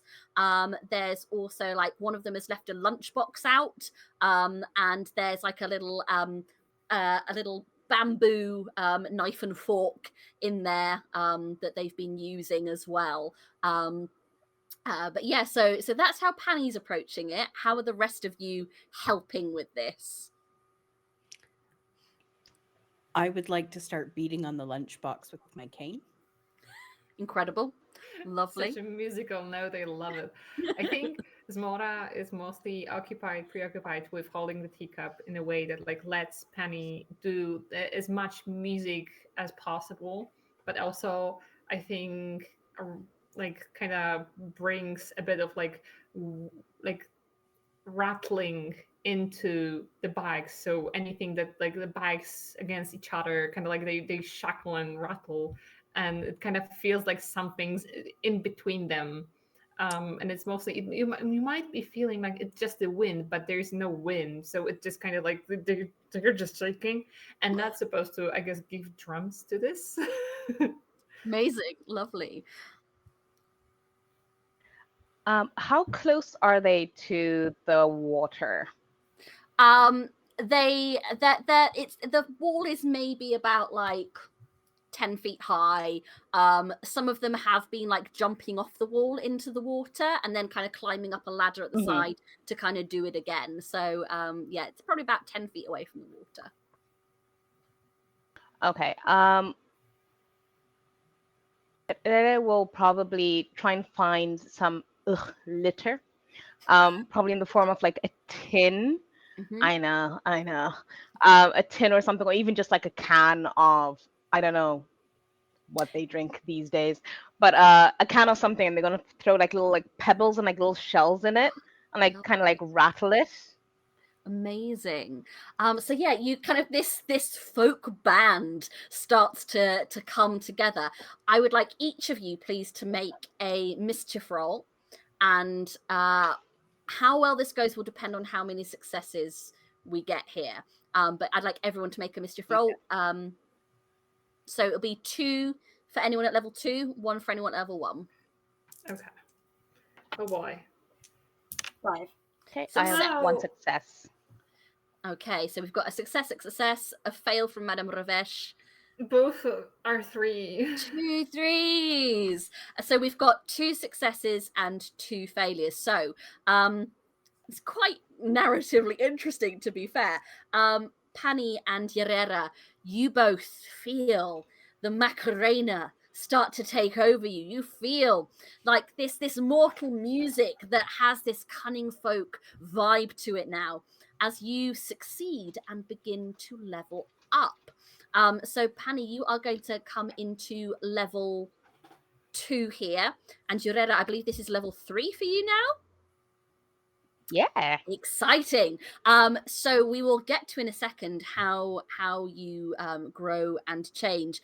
I will say I'm not going to penalize the failures so much because this is a group thing. But I think yeah, you both maybe a little bit like I think maybe Madame Ravesh, as you start hitting this lunchbox, you realize how fragile it is, and you just start wailing on it. Yeah, I was gonna say, is failing not breaking the lunchbox? It depends on your perspective, I think. I think you're succeeding in some way. Success, failure, it's a really fine line. You just start wailing on this thing, and I think Zamora, you're, as you say, a bit preoccupied with keeping Pani, because Pani is starting to grow. Pani, can you describe for me how it looks as you enter level 2? Okay, so I think that as Pani is sort of losing herself in the music, splashing around, yeah, she starts to grow, and she'll just sort of like step out of the teacup as she gets big enough, and she's still like dancing as she step in, and she'll just get big enough to lift the teacup out of your hands with a little thank you, pop it on her head, and she's still going. So she's not much bigger. She's probably about like this big now, but she's not just like a little water drop that needs to sit in a teacup anymore. She's got little arms and legs, and she's dripping tiny little bits of kelp. Maybe you could see starting to form a bit of a fringe there, and just looking a little bit more very cute. What's the word? Defined. Love it. And Yerera, how does it look as we enter level 3? So it's going to be a bit of a slightly more terrifying transformation in that they go through a bit of a growth spurt in terms of they go from about, let's say, about 2.5 feet to like just under 6. Ooh, wow. So they just like get super lanky, and you just kind of see them kind of freeze for a second while this happens, and they're trying to like figure out where their limbs are now. And they're like, okay, yeah. And they're just gonna like look over at Pani, and Panny's like really feeling the vibe, and they're like, yeah, and they're like, mm-hmm. And they're going ham with this like makeshift like maraca, and they're like, the little tin can. They're looking at it in disgust, as in this is litter, but at the same time they're like, I kind of like the sound. So, and their hair is going to get even longer, and because of the weight of it, it's just kind of hanging a bit lower and lower still. and their scales now have a bit of a ridge going from the back of their neck, almost like down, like you would see kind of a crocodile going to a tail, but they don't have like a clearly defined tail. They just have a more pronounced ridge down their back, and their claws are they're a bit more pointy at this point, and like scarily so. And they're just vibing. They're just vibing to this and like, mm-hmm. And they're like, I don't know what this Macarena is, but she sounds great. Amazing. Macarena, hardly know her. The apologies. The teens along the seawall start to kind of like, one of them starts to like tap their foot, and they're like, hey, who put on the music? Oh, I love this one. Yeah, like, I bet you can't even do the dance. Shut up, Chantal. I can totally do the dance. And they kind of start getting up and doing this kind of, some of them really can't do it very well. There's one lad who, bless him, he's trying his hardest, but he is offbeat on every single time. But there are a couple of them who are kind of like doing this dance going, dun, dun, dun, dun, dun, dun, dun, and they're really getting into it. Like the sun seems to be shining a little bit brighter. There's that kind of nostalgic heady heat that you only get from the kind of summer holidays in between school, where you have the whole day to yourselves, just you and your friends, and you can be free and do silly things and just feel like the weight of the world has nothing to do with you. And in this moment, these mortals who are dancing and laughing and some kind of like on the hip shimmy, then cannonball into the water, sending up bright droplets that spatter and kind of hit you on your cheeks. And it's this refreshing, salty water. And for a time, there's almost like a bubble around you all as you give the mortals music and dance, as in days of old you would have done, your kin would have done on occasions of season change, of celebration. And it feels right in this moment. But they kind of descend into giggles and laughter as your music comes to an end, and one of them pushes another into the water as this joyful youth can continue their day. But yeah, a great success from you. Where would you like to go from here? Yeah, now, knowing the Macarena. Oh yeah, obviously. I think even though information often omits and eludes memory of Esmora, this time this kind of bubble helped her remember what she's envisioning, and I think it put her into a bit of a different mood than she's been bringing so far with the folk. Where she realized that these mortals are going through something she never did and never will, as although mares are believed to be humans doing something, humans turned into something, women turned into demons, etc., etc. She's a different kind. She's just directly a messenger of Majan, of the goddess, a folk, a being, a creature. And seeing all them in this moment of joy and kind of like, as you described, the summer and daylight, while her domain is night. And usually it was a punishment of taking energy from people who took it wrongly from others. It kind of puts her in a mood where she's like, must be nice, and shrugs it off, doesn't want to show that it kind of affected her, and decides to focus on the mission, the revenge, the rearrangement, and the fact that maybe what they are experiencing here is more part of not necessarily the death and winter, but the rebirth that my goddess is kind of taking care of as well. And so decides to kind of leave them be, sees the rest of the team giving music to mortals in this fun way. It's like, okay, yes, fun. and is like, fine. So I remember this move. Maybe this statue is this way, since she takes this pose, since her hands are now free. She's like, okay, let's go.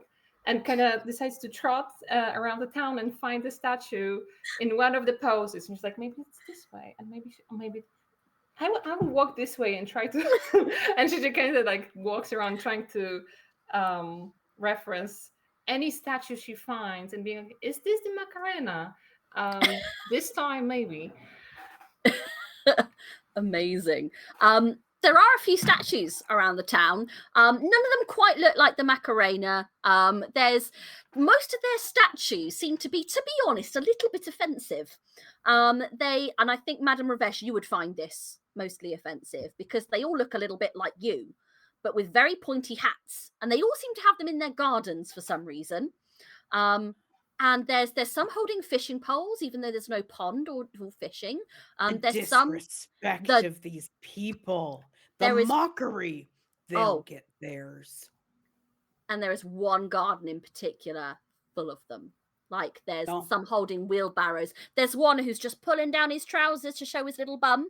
I'm having visions in my head, running them over with a lawnmower. Oh, look, a convenient lawnmower in the garden. I'm ready. I see. As I walk like this, I'm like, Madame Ravesh, you have some business. No. You want us to wait? Okay. So, I toss my cane aside. Off I go. And I'm ready. So I'm gonna climb the lawnmower, and I'm just gonna like. So what can we describe the lawnmower? I'm curious what I have got to work with here. So this lawnmower, it's one of those ones where it's got the very long handle. There's like some tape and twine. It's been patched up a little bit. It's one of the ones you have to pull the cord to get it started. There's no kind of seat or anything, but you're small enough that you can make anything a seat. But it's red and it's a little bit rusted and starting to kind of show the wear of time. Yep. But there's fuel in it. You can smell it. All you got to do is pull that cord. So I'm going to get on top of it before I pull the cord. Sure. And I'm going to brace myself, and I'm going to give it a good pull. And I assume this is where I would like some mischief, please. Yes. And that was a 1. Oh, no. Do you have any luck you can use? I have 2 points of luck I can use. Okay. So if you want to try and make that a success, you can add either 1 or 2 of those luck points to add more d6 into your pool to see if you can get a success. Okay. I'm going to do both of it. I'm in. Okay. Amazing. So roll the 2 and get rid of those luck points. Both of those were 6. The extra 2 I added. Oh, yes. Now this is exciting because this is a super success. Multiple 6s is a super success. So, unfortunately, you can't level down, but you are going to get spotted. So this succeeds. So I would like you to explain to me how you approach this monstrosity of a garden display and how you get spotted by the big folk. So I'm standing on top of this lawnmower and I pull this cord and it revs to life. And I am going to, I'm trying to think of how I can, I'm going to run up the handle and swing on it and bring it down and just start running with this lawnmower, yelling, take that, and that, and that. And I'm like losing it as like things go flying, and like the lawnmower's not having a great time. But this like one particular gnome that's like holding a flower, like a stone flower up in the air, it just gets sheared off and into window crack. Oh, amazing. And I'm noticed. Sure. So this sunflower gets shorn off of this gnome statue, and kind of you almost see it in slow motion as a face appears at the kitchen window at the same time as this flower straight through and shatters the glass. The person behind kind of covers themselves, just like that. See, we've got Foley sound here tonight. Shatters. That was intentional, yes, folks. Amazing. Only on Euphoria. The premium experience. And this person kind of like, hey, what? Did one come to life? And starts kind of having like looking at you as if, and goes pale, thinking that one of her garden gnomes has come to life. And I see this and I don't care. I look at her and I bend over and I pull my pants down and moon her. She faints. Just and I like pull back. my pants up and strut away to get my cane. Do you know what? I love this so much, and you got a super success, but I'm going to give you, because you mooned her, I want to give you another mischief roll to see if you can get the level up on this. 5. Up you go. Tell me, as you, Moona, start to strut away with confidence and pride, how does it look as you enter level 2? So I actually stay mostly the same, but as I grow taller and generally bigger, the like the knots and braids in my hair get more complex, and you notice that my cane turns into a tall walking stick. So now I have a bigger tool / weapon at my disposal, and I'm probably now about like 4 feet tall or so. Like I've got a good amount of height on me now, and a good walking stick, and I am very pleased with myself. Amazing. You are all now considerably bigger than you first started, and you know that this is the point where maybe we should start sneaking a little bit more to avoid being seen again by the big folks. So some things are going to start to get harder, and the mischief you make is going to require a little bit more oomph behind it in order to pull it off. But I mean, the garden looks horrendous. Just there's this graveyard of ceramic, rosy cheeks like smashed in half, and weirdly the one that was mooning intact, but just disarray as the lawnmower runs out of fuel, as it's stuck by the fence, and silence falls over this horrendous scene. I'm just like, girl, you nailed it. Ooh. And I'm just like a cheerleader on the side being like, damn, that was her. And I kind of like, I guess like kind of, I don't know what, I try to make like a cool handshake with you, but I have absolutely no idea if Madame Clevesh even knows what Zmora wants to do with like a cool girly handshake. So as you're trying to do your cool girly handshake, I think it's just like another dance move, and I also like give you a little like confused wiggle, like yeah. I'm like, all right, Grandma, let's get you to bed. No, let's get you to murder a man. Let's go. Grandma, what would you like to do? A nap or murder a man? Well, I know what I want. I mean, the second one is more restful. Always I guess. murder. Okay. Amazing. Well, these are not the statues you were looking for, but a good deed has been done here this afternoon. Very good indeed. But are you continuing your search for said statue? Yes. Amazing. You find yourselves, you scour the town and you haven't really seen anything. But you do notice that a little further out of the township, there are a couple of houses dotted around, which might hold what you're looking for. I think at this point, Zmora is a little bit tired of having to remember, because like, who would do that? So she just wants to stop trying to remember all the Macarena moves, and it's like, okay, I'm gonna rely on mortals, not reliable sowers, but gets you done, gets your job done.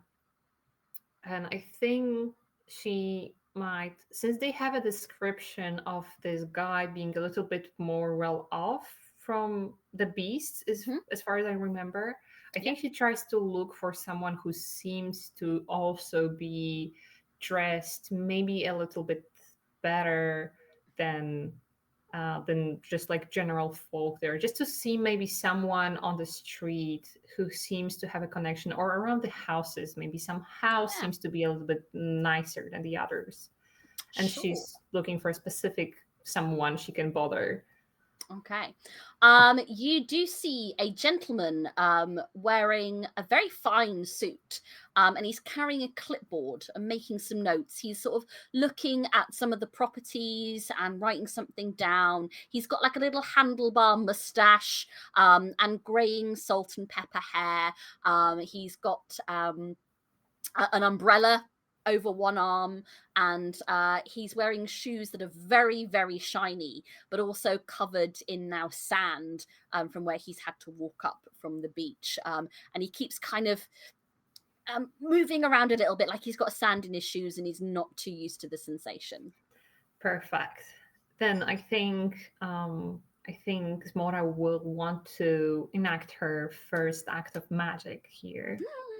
And the way she wants to approach it, being tired just looking at the same thing herself, she will, since she's usually a being of night, this is not necessarily her best time of the day to act, but who would wait until the night when she has such good company, right?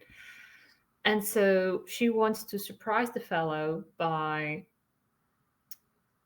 kind of capturing him from behind in a way where she sneaks up behind him and kind of like violently pushes her hand into his back, clasps her hand on his chest so that he feels pressure that feels more like you're suffocating a little bit. It's like something inside, and she wants to surround and cloak this guy with a low voice that multiplies around him and is also yet another threat, which is what she's good at. That sounds something along the lines of, Nicholas Dung has wronged you. You must find him immediately. And she just basically just wants to use a spell called Seeing Red, which means that she wants to elicit a violent rage in a person that she can see. And she basically wants to direct all that rage at their offender. Oh, it's so good. Yes. I would like you to make your mischief roll, please. And this is going to need 2 successes as it is a 3rd level spell. Yes. So okay. Yes, it's a 5 and a 6. Fantastic. Yes. So you watch as this man's eyes kind of darken, and like as you press your hands against him, he gasps and then quietens, and he snaps his clipboard in half over his knee. Nicholas Dung, Alavi. And he starts to kind of storm out of the town towards one of the houses that's a little outside. As this happens, tell me about Zamora's level 3. Yes. Okay. So as she, like, as he's released from her capture, she first quickly goes after him to the wrist and kind of, doesn't want to lose the fella. And throughout that trot, jog, whatever we can see, she stops being this kind of ghostly figure. And we can see again that all that air, that kind of desert mirage kind of thing, gets like more violent around her as she stops being translucent altogether. If she wasn't so pale and so dead looking, you would think she's just a woman in a nightgown. you can finally see some detail on her, not only just an idea of a woman, but more of like, this could be a person if they were not so deathly looking. I see as winter brings you discomfort and chill, and throughout that jog, the air, this like reverb around her of like seeing double. You're not really sure if this is like supposed to, if whatever is happening here should be happening. Something in your eye, maybe she becomes just a fully fleshed woman, except extremely pale, and in a nightgown during the day, which is kind of off, but okay. um and so also barefoot, if that's also another detail that kind of seems to be out of place. Also, although for folks totally normal, as she finishes her jog, trying to keep up with the fellow. I love it. It's very Wuthering Heights. I'm absolutely vibing with it. Amazing. The rest of you following as this now very angry man is storming towards this house.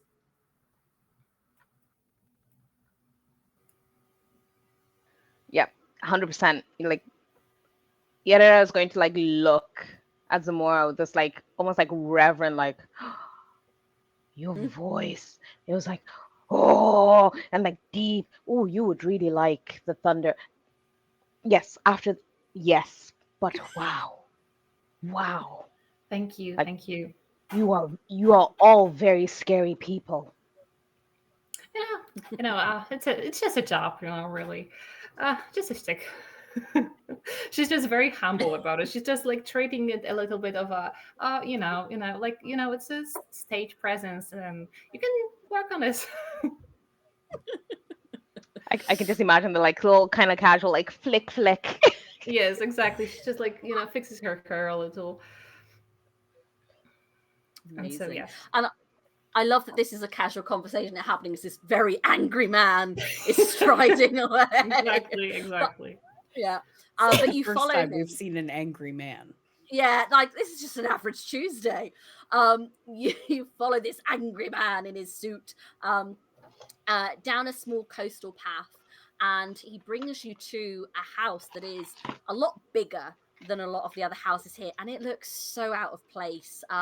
Whereas a lot of the houses here have been worked from stone and timber and have been kind of made to fit in with the landscape here, this stands out. It is large with too many windows, and everything is too neat, too perfect, too manicured, and there's a very large red door with a big brass knocker, and the angry clipboard man batters his fist on it. Nicholas Dung, you get out here this instant! And he's really giving it all that, and it takes like maybe a minute, but then the door opens and you see a man, and he's standing in a kind of loose-fitting shirt, and he's got some quite tight trousers on, and his shirt's tucked into them. The hair is slicked back with this one really annoying piece that just falls out. And as he goes, "Yo, Darren, what's the sitch, brother? Like, why are you getting all up in my door? I just had it painted." And this guy, who you now know to be called Darren, just punches him on the jaw. "Darren, what, brother? Where this come from? Even? I'm so mad at you. So mad. Like, what, did the houses not pass inspection or something? What's the sitch? God, my jaw really hurts. What's with that?" As this guy goes to try and make another swing, and Nicholas Dung kind of like puts a hand out to stop him, like, "My dude, like, back up. This is just so not chill. I'm really not feeling it. I'm starting to feel that our professional relationships disintegrated to a point where we can no longer collab. You feel me?" And this guy is like now trying to sort of like shove his clipboard at him. And he's sort of getting a little bit tired, and he's running out of breath because he's run all the way here. Mm-hmm. Yes, yes, yes, yes. I want to give him a boost. Yes, yes, yes, yes, yes. I think I think Smora is just seeing this and kind of like, there's something in this man that I do not like. Just scanning Nicholas Dang, but also clocking him because now she has seen him and she can track him whenever she wants. And but she leaves the stage for you guys now in case you want to add some mischief. Okie dokie. Right here. So, Yerada is going to cast one of their spells. Actually, they probably want to cast maybe two spells. The first one will be to teleport inside Dung's house. Incredible. So that And is the that's sprout yeah, spell. and that's a level 1, so it just happens. Explain to me how your teleport looks. So it's going to look as if just a puddle appears underneath where you're standing. So it's like the ground becomes more liquid and starts to ripple. And then they're just going to like drop in. And it's almost going to be like, when you drop in some water on like a very still lake and there's that little singular drop. Yeah. And then as that drop lands there, it's going to almost like rebound inside the house. And then they're going to just kind of like pop up behind him. Incredible. Love that. Yeah, and like the floors here are very cold, very smooth, like checkerboard tile. Everything smells of disinfectant, and it's too sterile in here. There is nothing of the earth in here. Fantastic. You are inside the house. Did you say there was another spell you wanted to do? Yes, they are going to try and communicate with an animal that they'll see inside the house. So obviously, Mr. Dong is going to think his house is perfect, that there's nothing that's in here that shouldn't be here. And I'm going to say there's going to be like a little crafty little mouse. Yeah, there is. Yeah, you so roll to see if you can communicate with the little mouse. Perfect. So it's just one success for this one. Would one that perfect. Yeah. And I rolled 3, isn't it? You do, yes. Haha, yes, one success. Excellent. I got a 6. Amazing. So yeah, you spot this little grey mouse who's like holding a little nubbin of cheese, and he's just kind of settled by a skirting board. There's a small hole where he's just kind of sitting, having watched you sort of appear, and he sort of drops the cheese. And Yera is going to like kind of hunker down and like whisper to this mouse and say, if you climb up his leg inside his trousers and keep biting him, I will get you a whole block of that yellow stuff. All Yeah? right, look, I'm not gonna lie, you had me at biting. This knobhead's had it coming for a long time. Oh, wonderful. Please. And this little mouse is going to scurry across the flagstones and straight up the trouser leg of Nicholas Dung. It takes a second, and you hear a, oh, he's got hairy legs, this one, before there's a pause, and then, ah! And he screams as this little mouse has clearly had a nice little bit of damage, and he starts writhing and shifting. And you can still hear, and only you can hear this little mouse going, oh yeah, that you bastard. All right, mate, you need to shower more. The mouse needs to join the party now immediately, like forever. We are adopting this mouse. This is NPC. For sure. Incredible. I've just seen chat saying he's doing the Macarena too. Canon, yes, absolutely. Of course. What is everyone else doing? I think Zamora wants to get into the house in one way or another, but I really also still like allowing she feels like for now she's like done, because she was like, oh, there we go, an angry man,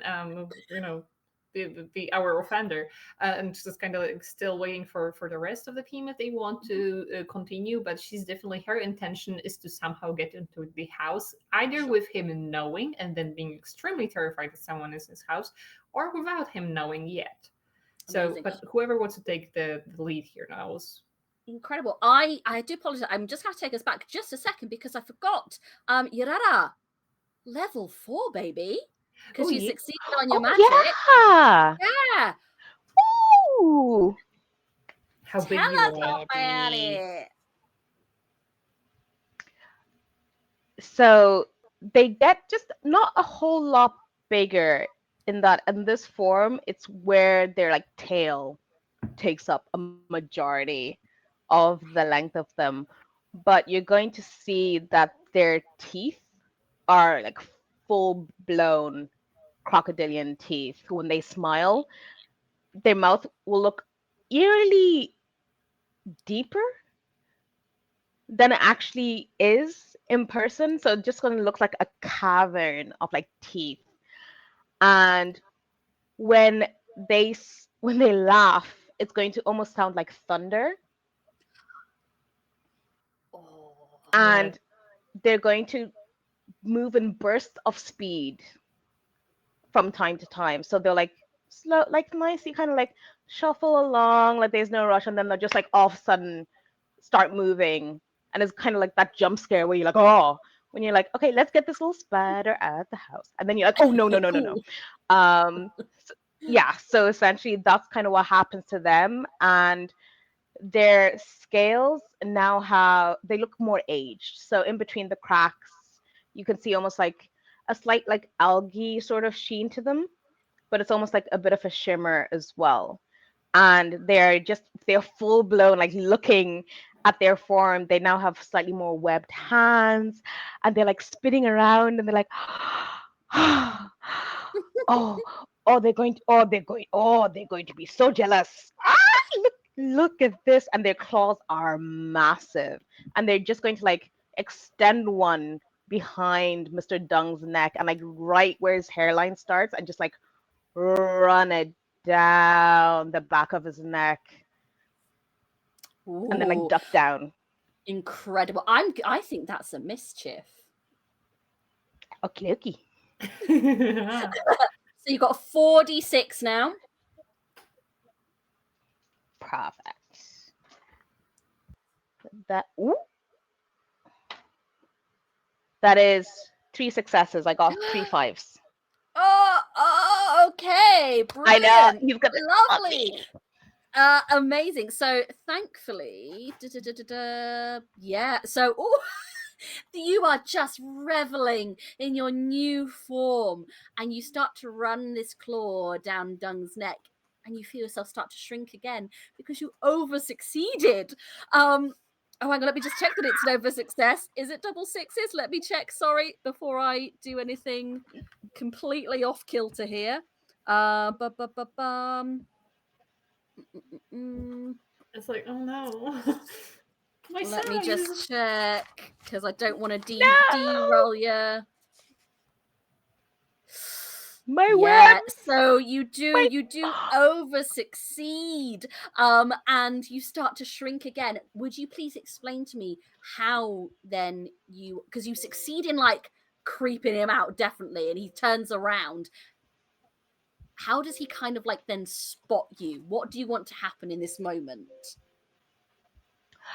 So in this moment, it's going to be a bit of like a Captain Hook moment where he turns quickly and he swears he's just seen a crocodile tail kind of like disappear behind him. So it's kind of like looking behind him, but also he's still being bitten by this mouse.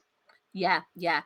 And I think the little mouse definitely has your back, because as he starts to turn and thinks that he spots this crocodile, as the mouse goes in for another bite. But I'm afraid you're back down to level 3 again. No! But a good show. So Madame Ravesh and Pani, is there anything that you are doing?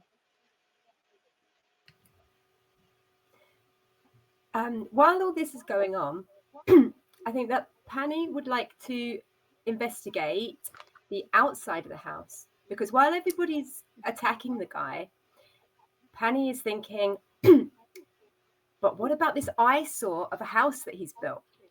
We want to take him apart, but why don't we take his house apart as well? Amazing. So what Penny is looking for is any kind of the thing that Penny loves, which is pipe work. And the idea is to find the water pipes and try and wreck them to flood his house and ruin it. That's quite a big Incredible. mischief. That is a good bit of mischief.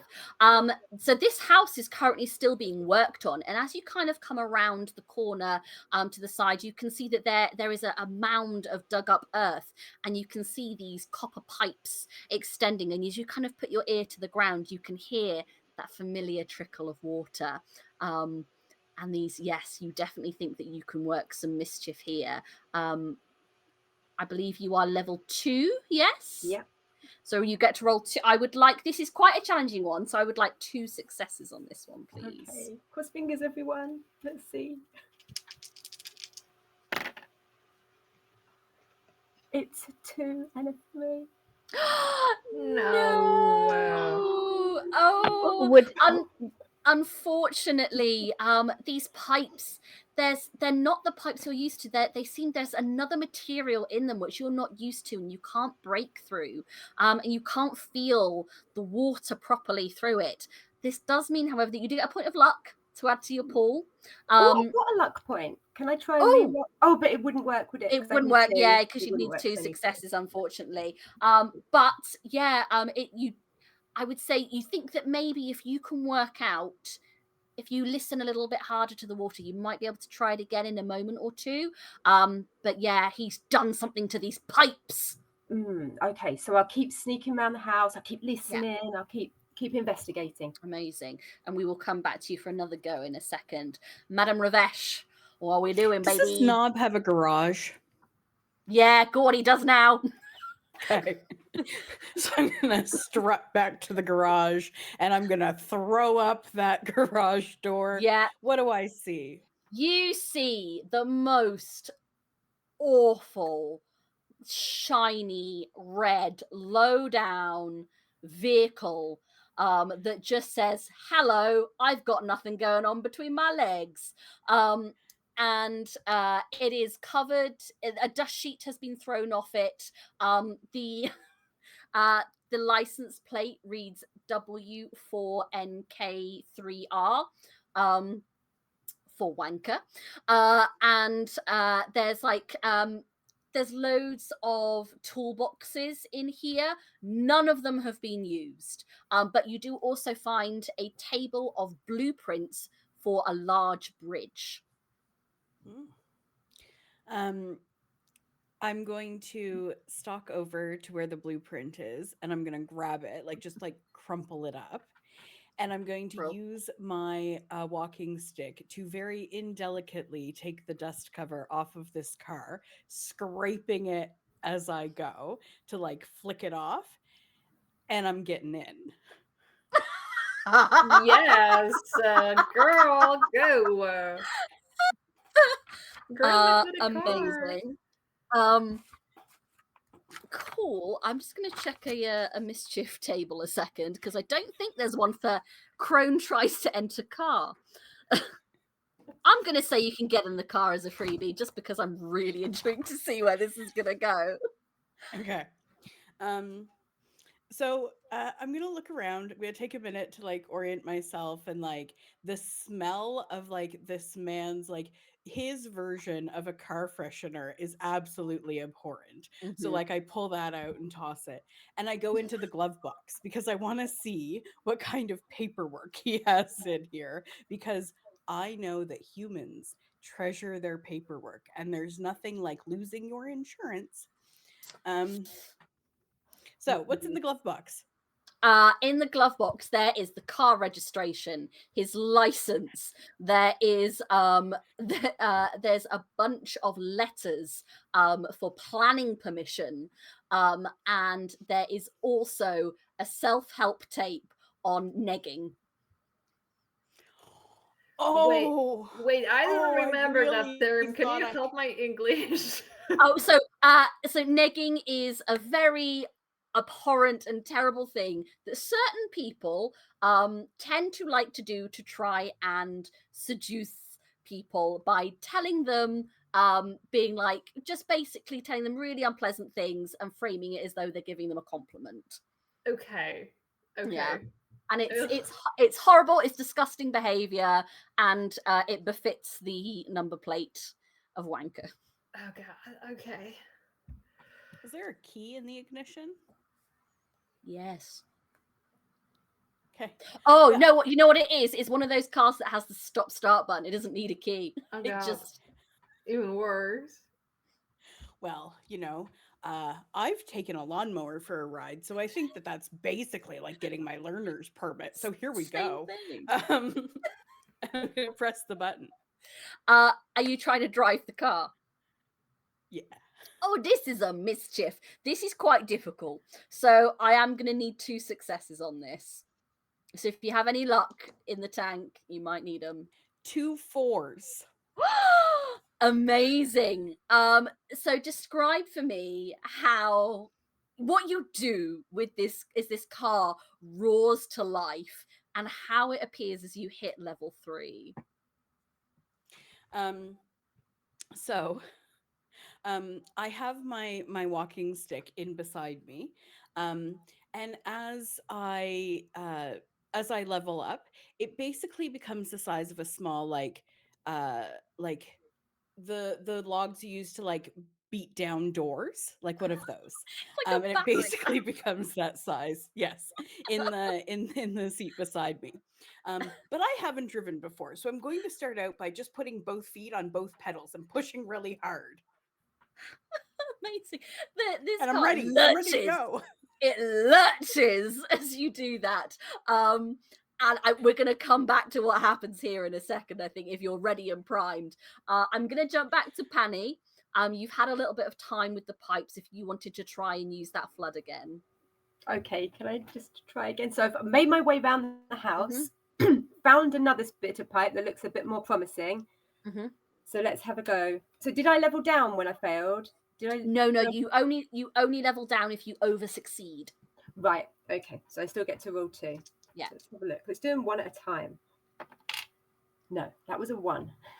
Okay. Which means the other one was a 4, but it doesn't count because I only did 2, didn't I? But you do have a luck point if you wanted to try and use it. Oh, I do. I've got 2 luck points now, so I could roll them both again. So you But the 4 is a success, is it? Yeah, a 4's a success. Oh, nice. So I only need to roll. So you only need 1 more success. It was a 2. Should I use my last luck point? Up to you. Go for it. No, it was a 1. Oh no! You almost get it, and you can feel the water in it, but it just bursts up from the pipe instead of flooding the house like you wanted. But you've got a nice sprinkler system going on now. Okay, well I'll refill my teacup with it. Yeah. Put it back on my head. Water pours all over me. I feel better. Refreshing. I go back to the others to see what they're doing. Amazing. I'll try something else. What are the others doing? I think Zmora kind of, again, she's still like holding to the idea of wanting to get inside the house. And so, again, what is our offender really doing? Is he on the floor at the entrance fighting with a mouse? He is currently looking weirdly like he's doing the Macarena in the doorway of his house. The guy with the clipboard is kind of like slumped against the door frame. He's gasping for breath. He's really out of puff. Okay. But so there is a little bit of a through if you wanted to try and take it. What would happen if I want to be intentionally seen by my offender? I want to intentionally reveal myself to him. That would require an over success, but I don't know if that happens. But what if it's my intention to actually show myself to him? I would say if it's your intention, given Zamora's vibe and how she kind of operates, I think we would call this, depending what you wanted to do, I would. What level are you at currently? I am level 3. 3. Okay, so depending on what you do, we'll say that you can appear to him as a success. Obviously, if you over succeed, whereas you usually would appear, you won't this time. We'll play it Okay. that way. Okay, so the reverse. Okay, so Yeah. I think Zmora is like, okay, we got to his house, we gotta rearrange him. I think she also picks up on the idea of rearranging the whole house. She does want to get rid of it and get rid of this man, but he's not paying attention to them much yet. To these four, is there 4 of us? Can I count well? Yep. 4 powerful beings who keep simply gathering more and more power, exchanging it for mischief, for revenge, for justice that they see as fit well. And he's on it, he's just wiggling around. He's not aware of them. That's offensive. So in her mind, he needs a warning. It is going to be good to see him anxious, unwell, sweating, scared of them and their next moves. And so she wants to kind of grab his focus in her own lovely, violent way. And so she wants to come up to him out, basically just simply appear as if this clipperboard man's shadow gets like separated from him, because that she just like appears out from behind his back and kind of moves towards Nicholas and just grabs him by his chin to say, "You fall today." And so she just kind of wants to give him this kind of warning, and then her intention is to just like, make him confused, make him grab him for a second so that he stops focusing on the mouse and starts being like, there is some freaky shit going on and I need to secure my car, oh no, or something. I'm going to ask for 2 successes on this one. Okay. By the way, for folks at home, my dice are like this small. They are very cute. And I hope they'll bring me luck here. Oh, wait, not the lack in system way. Success. That is 4, 4, and 1. And so amazing. Yeah. You grab this man's chin, and for a moment he's like, whoa, hot babe. And no, I gave him a little like wet smack. Yeah. Like, focus. And he does. And as he starts to as you slap him and he kind of takes a moment to take you in, the color kind of drains from him. And even the mouse biting him kind of isn't enough to distract him from this ghostly visage in front of him, as he's like, oh, what? What's happening? Amazing, beautiful. Anna, do you want him to see you level up? Me? Yeah, because you succeeded. Yes, I think her next level up, this is going to be level 4, is where, again, this air of mirage appears suddenly. It kind of like with like a thum, and like maybe not thousands but hundreds of like waves of sounds are like reverberating around, but it doesn't sound like they're here. It sounds like they're somewhere else in your mind. Maybe you're not sure. And so instead of being this ghostly pale woman that she is, a singular creature person, maybe that, maybe not, we are not sure. She seems to have split in this mirage. There might be 3 of her. You're not really sure. This is kind of like a kaleidoscope effect. Something's playing with your eyes, with your vision. And for other Cunning Folk, it just some kind of seems like a kaleidoscope effect on her. The same woman that you've managed to meet, the same Hulk creature, but for him, the face in the middle between of those three is of the person he is scared of the most. Someone from his past or present that he's terrified of. Amazing. Surrounded by those two women that just split in front of him as if something's wrong with his vision. And then she spreads thin because she just wants to be inside the house as any sort of being she wanted to be. He kind of, his eyes widen as he looks at you. Grandmama. Amazing, incredible. Let's head back over to Yarera. What are we doing, babe? So Yarada would be quite distraught right now, having like gotten so big and then like shrinking again. And they're just going to go absolutely nuts trying to get this dude, as in they're going to start climbing on this guy. And do I want to cast another question? Yeah. If I teleport while holding on to someone, do I take them with me? Oh my god, let's do it. Yes. Go for it. Awesome. Okay, cool. Okay, where now to think where to teleport this dude? Oh, actually, I know. Okay, this is gonna be a bit insane. So, as they teleport and the floor kind of turns into their like little liquid thing, they're going to start sinking down with Mr. Dung and then like abandon him halfway into the floor, and they're gonna pop up somewhere else. No way. Amazing. That is so good.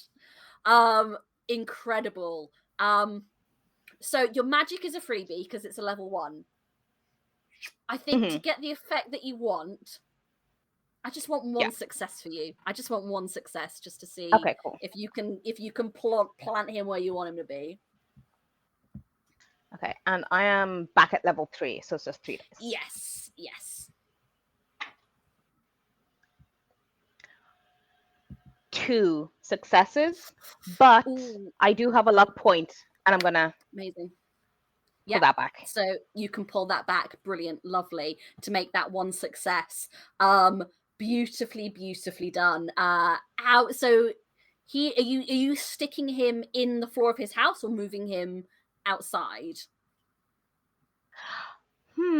Okay, so Yarera is going to have a look to see what is happening right now. So seeing that Madame would have gone into the garage and knowing that these humans love their shiny monstrous contractions that pollute the land, I think they're going to abandon him halfway, like up from the floor, so like within reach of his car, but just out of reach of the car, so he's going to see what Madame is doing to his car. Incredible. And be completely powerless to stop it.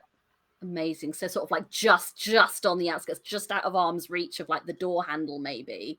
So he can't quite get there. At the last second, as you cast this spell, that little grey mouse kind of jumps out of the top of his shirt and goes, "Oh crikey, that was a close one. I nearly got swept away with it one. Great going though. Love that." As your level 4 form starts to take in again, and that webbing comes back, and you're feeling that tail, and it's all, yes, this is how it should be. That was a brilliant turn. Congratulations. That was fantastic. Lovely stuff. Would I be able to rush to Penny's side to help them with pipes? And absolutely. I'm literally just going to start demolishing this dude's house, like ripping into walls. Elemental combo. Let's go. Combo. Penny, are you still trying to cause a flood? So Penny is still like, Mashing it. Completely ineffectual. Okay. But you know, your elemental kind of cousin almost runs over to help you, looking scaled and powerful with this algae between their scales. And the two of you can both make a mischief check. I would say I just want one success from each of you. It can be you know, 2 from one from each. Just one success each will do me. Because this is girl power at its finest. Oh, I actually got a 1. Oh, 5 and 3. 5 and 3. Oh, yes. So 1 each. Yay! So incredible. You start ripping apart these pipes, smashing down walls with your amazing crocodile tail as you grow again into this huge level 5 being, Yarara.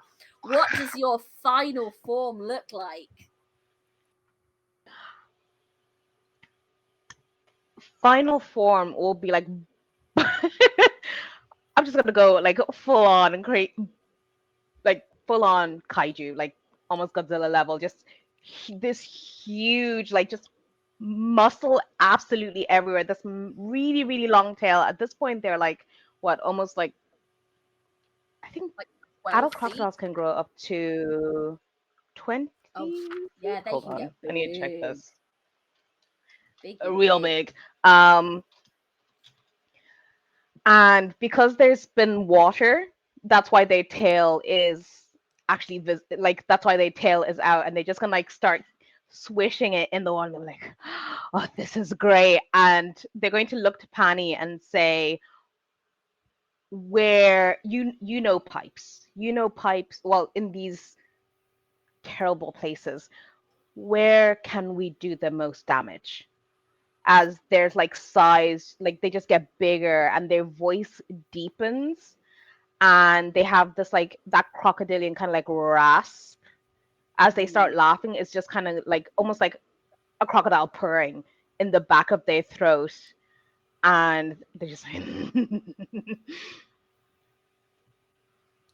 Amazing. So Penny would just be like in absolute awe of the transformation that's happening to you right in front of them. Be like, yes, oh yes, do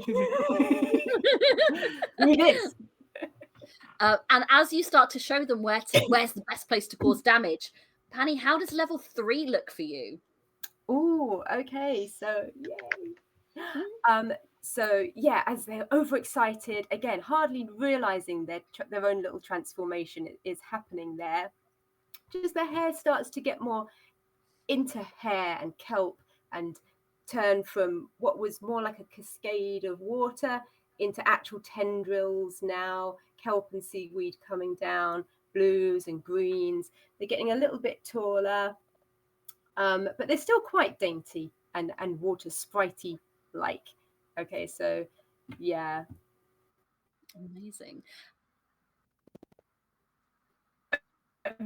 Oh no. Oh, Oh no, have I got? oh, You're here oh, still. We're It's still okay. here. Cool. No. We're almost there. We're holding on. Are you still with us, Penny? Brilliant! Huzzah! You've Just about. grown, you've changed. What are you doing with your success of the water? So we're ripping apart as many of the pipes as we can, I think, to try and Incredible. flood Brilliant, yeah. the entire lower level of his house as much as we brilliant, yeah. And it's possibly can. with the two water elementals at this, the water itself almost starts to like sing to you. Both of you kind of, there's a mix of brackish, of salt, of fresh water, the water of your home flows through and mixes with the water of this as it roils and creating whirlpools and waves in this man's home, as the walls start, the wallpaper starts to shrink and curl. Meanwhile, in the garage, Madaravesh, you have just watched this man half appear in his garage floor, and he's like, "No, my car!" and he's kind of like reaching out for the handle, but can't quite make it. What are you doing? So I'm just gonna look at him. I have plans, and it doesn't matter what he's doing because I have plans. Um, and I'm like testing out the pedals a little bit, and there's like some jerking and stopping and starting, but I figured out, and I'm like, I'm just gonna like gun it and aim for the porch to see if I can get the car up. Like, I assume there's like, it's a big extravagant house. There's like up into a porch towards the door. And I don't like, I'm not aiming for people, but I want to see if I can like ram the car into the front door. Okay. Do you have any luck currently? Or we just 1 point. roll in 1 point? Okay. This is quite difficult. So this is going to require 3 successes. All right. You got it, Grandma. You got it. You know how to run a long mower, lower, English, whatever. You got it. So I got 2 successes, and so I got 2 4s and a 1, but I Okay. have my 1 luck. Okay. 5. Yes! Yes! Yeah! Yes! Woo! As you level up to a grand level 4, describe your level up as you ram this car into this man's front porch. So I grow quite a bit bigger. I'm now at like about 12 feet tall or so. My hair, I'm like creaking through the car, right? The car is not handling this well. Yeah. My once delightful cane has now grown into like half of a telephone pole in length that is like beat through the car. And the knots and braids in my hair have started to form into a crown on my head. So I've got this like hair crown happening. And as I like scream away, I yell back to him, "Redevelop this!" And I just gun it and go. Exquisite. Love Exquisite. This car creaks and groans as you grow in size. And are you aiming to just smash it straight into that front porch? Yes. Yeah. The man with the clipboard manages to roll out of the way at the last second as you speed through, and as this car makes contact, you see the plaster crack and the house starts to shake as mortar starts to crumble, mixing with the water inside, creating some kind of like dangerous like vortex of just debris. And it amazing. I have no words. Exquisite, beautiful, wonderful. Fantastic. Amazing. Zmora, anything from you in this moment? Yes, I think seeing the house being just absolutely wrecked on its way to wreck. What's happening with the guy? I think she was thinking that maybe this will go similar to her, like simple night shift, and like she has a checklist of tormenting people. Sure. And I think this also always ends in like, at night, she just like, if she has to just, delete a guy, she just sucks all the energy out of him. She just, the way she usually does it is invades night dreams, makes them a nightmare, sucks out all the energy out of the person go. If they just need a little bit of torment, it's just a little bit of energy, right? But she's just like, I don't think this guy is gonna live until the night. So she's like, I need to buckle up and do something earlier than that in this moment. So I think she wants to do something bigger later, but realizes she needs much more energy for that. She needs to grow to that 5th level. And so seeing this house on the brink of just, rattling, shaking, I think she wants to suck out all the energy out of this house, be it literal, if there's electricity in this world, I'm not sure, Yep. or metaphorical, as in like in stone, in life, in the air, like energy that's more spiritual. If there is any single left in this house, anything that is an intention in this house that was holding it together before, the way nature would like it, she's gonna grab it, she's gonna take it. There is going to be nothing, no human intention, no folk intention, and she wants to simply bring herself to her highest potential, and simply just, take away all the energy there is in the house, in the building itself. Amazing. Okay. Ooh, let's do. Ooh, how many successes do I want for this one? That is the question. I think I would like. Got any luck on you at the moment? Nope. I've been succeeding too well.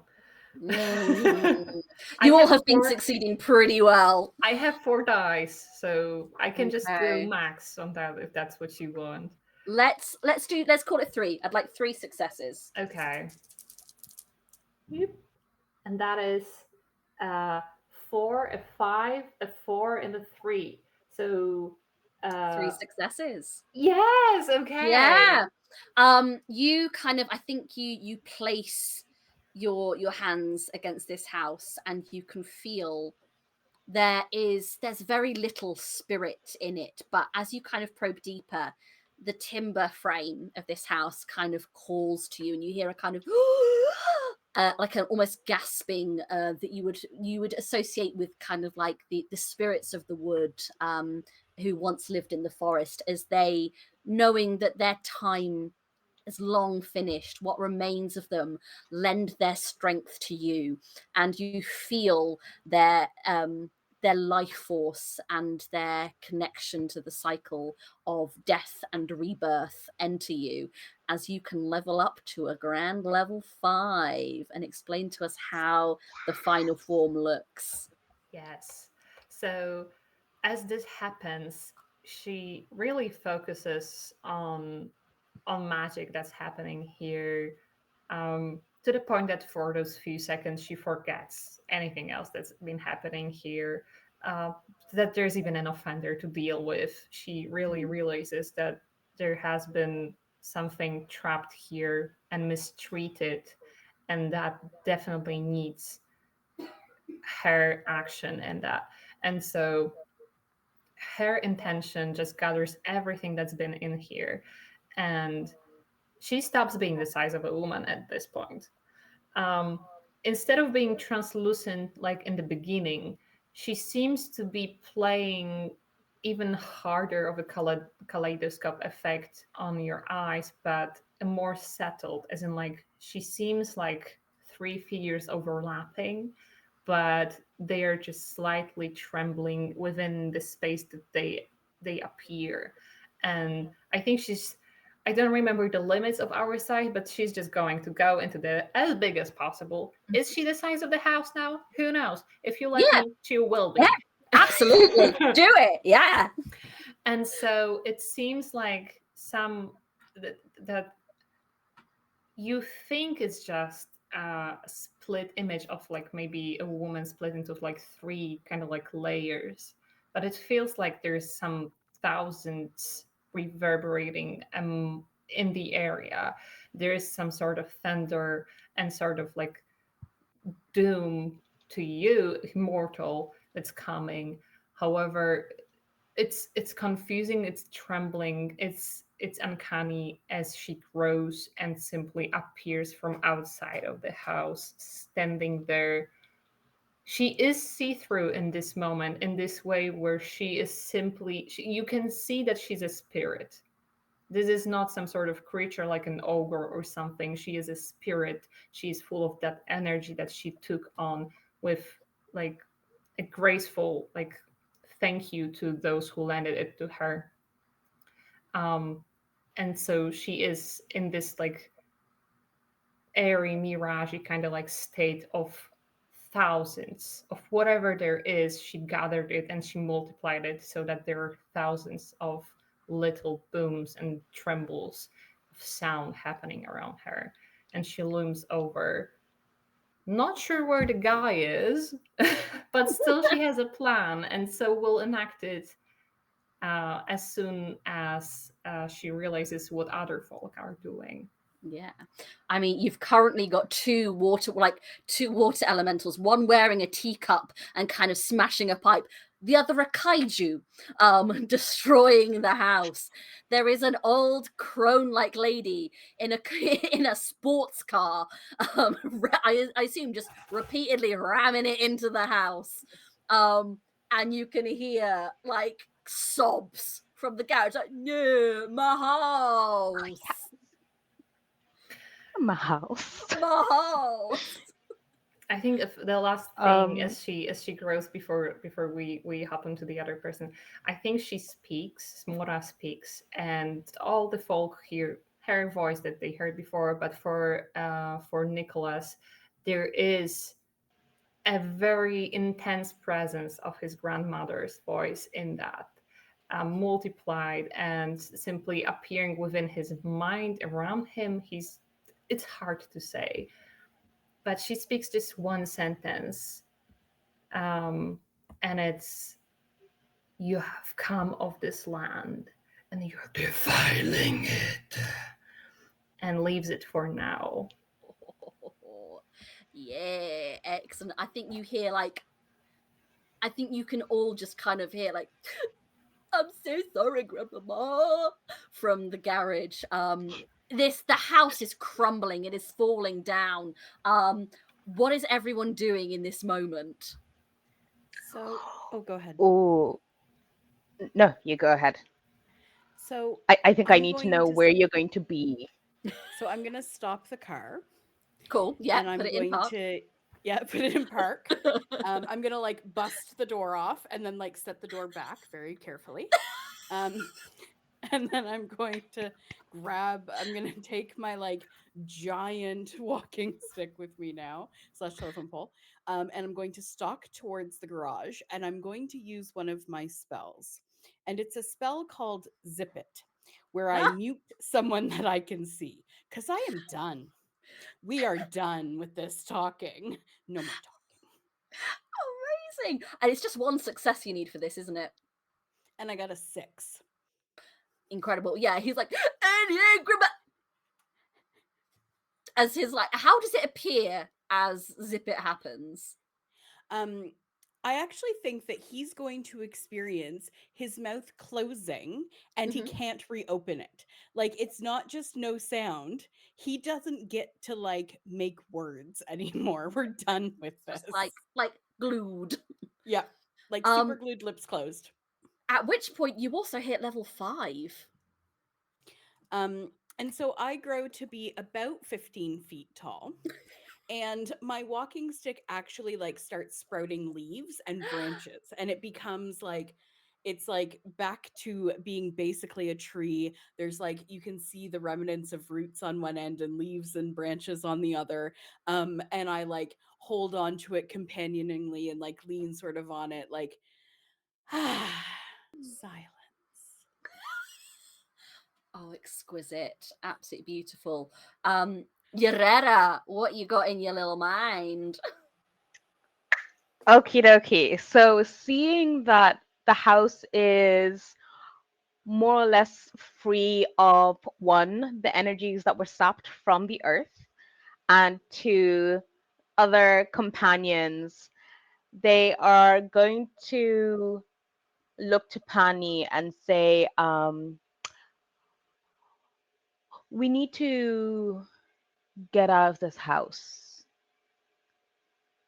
And as they're leaving, yeah, that's going to like squat down and like pierce their claws into the ground leading into the house, and they're going to try to, what spell is it? Sorry, let me just double check. So I think this would probably be like a legendary task. Mm-hmm. So one of the things that they can do is cast Giant Killer. Yes.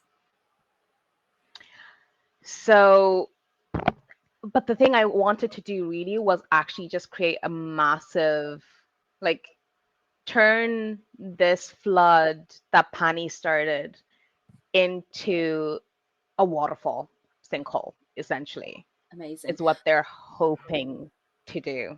I would say absolutely you can completely flavor this, because the spell is to make a plant grow exponentially larger at an alarming speed, but I think it completely makes sense to turn this into like a waterfall. You only need 3 successes for it, because Okay, it is a level 5 spell, but 3 successes is all you need. Okay, cool. So, okay, so that is 1 success on the first 2. And that is, god damn, that's only 1 other success. I only got 2 on that. Any luck you can spend? I do not have any luck. Oh no. Yeah, you guys have been doing too well to accrue your luck. I think it was gonna happen. I think even though it doesn't quite go to plan, and I think you've in your head you've got this image of the waterfalls that you know, and the power of the water behind them, and it doesn't quite get there. I think you can still create it, but it's not quite at the level you want. But I will say that you can. The water kind of rises, and almost like you almost create like a tidal wave with it as it blows out one side of the house. Um, and yeah, it doesn't quite have the impact that you want, but you do get a little summon out of it. Beautiful. Oh, yeah. I'm very happy with that one. Lovely. Ooh, can it be a side that's like within, like, I want him to be able to see this. Oh yeah. So In as that he's case, yeah. silently screaming, I want Yeah. this all to be within his eyesight, or like close enough that he can feel the walls just gone. Sure. And he Yeah. I can't do think anything about it. it busts through. I think because the garage isn't connected to the house, it's separate, so it busts through. And the water kind of, and I think particularly the elementals can hear the whee of the little water sprites that have got caught up in this as they rush over the coastal path, and down back to join the sea and the flow of the ocean and the rivers and the lakes, as this water that you have busted from this man's house can finally rejoin its brethren. And he's just there, like tears rolling down his face, kind of banging on the floor, unable to do anything about this.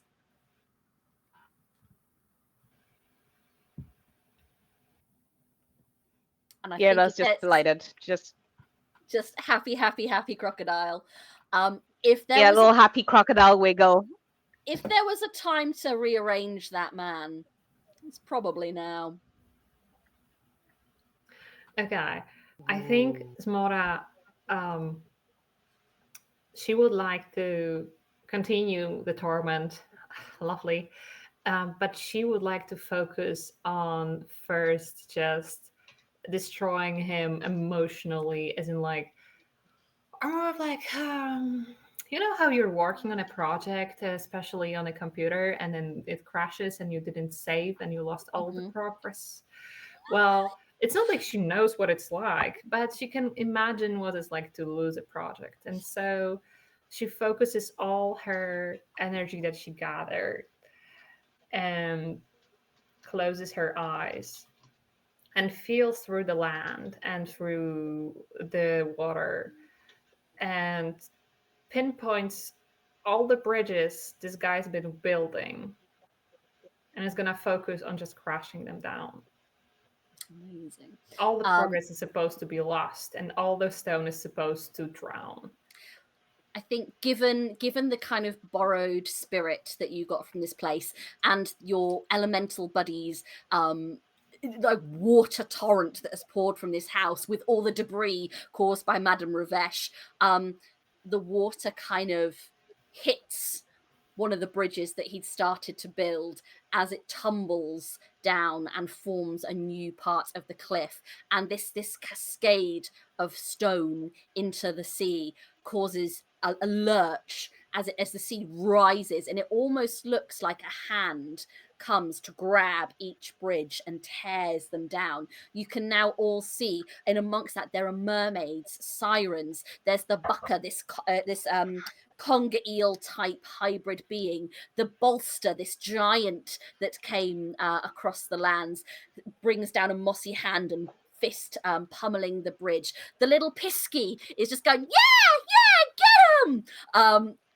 And this sooty little Tommy Knockers kind of sat on the bolster's shoulder, being like, yeah, you want to hit that a bit harder, mate. As it all starts to come crumbling down, and this cacophony of sound and nature at its height, its rage and its power and its lust for life and living just reverberates across this archipelago, and it falls into silence. And you can just hear only the smack of a very pitiful hand against the floor where this man is trapped.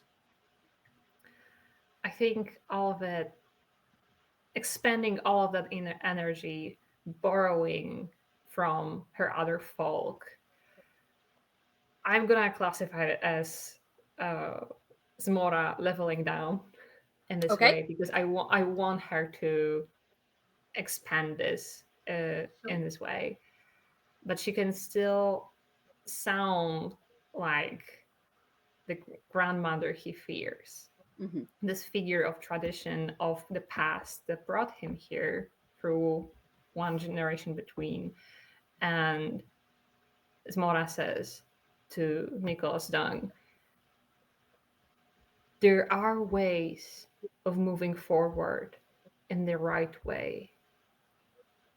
Talk to the beast, find your place, and never, ever define us again, the Cunning Folk.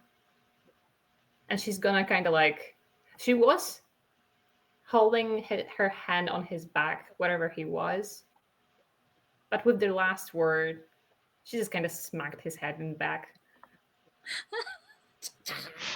And that's going to be her mischief for this round, I think. Okay.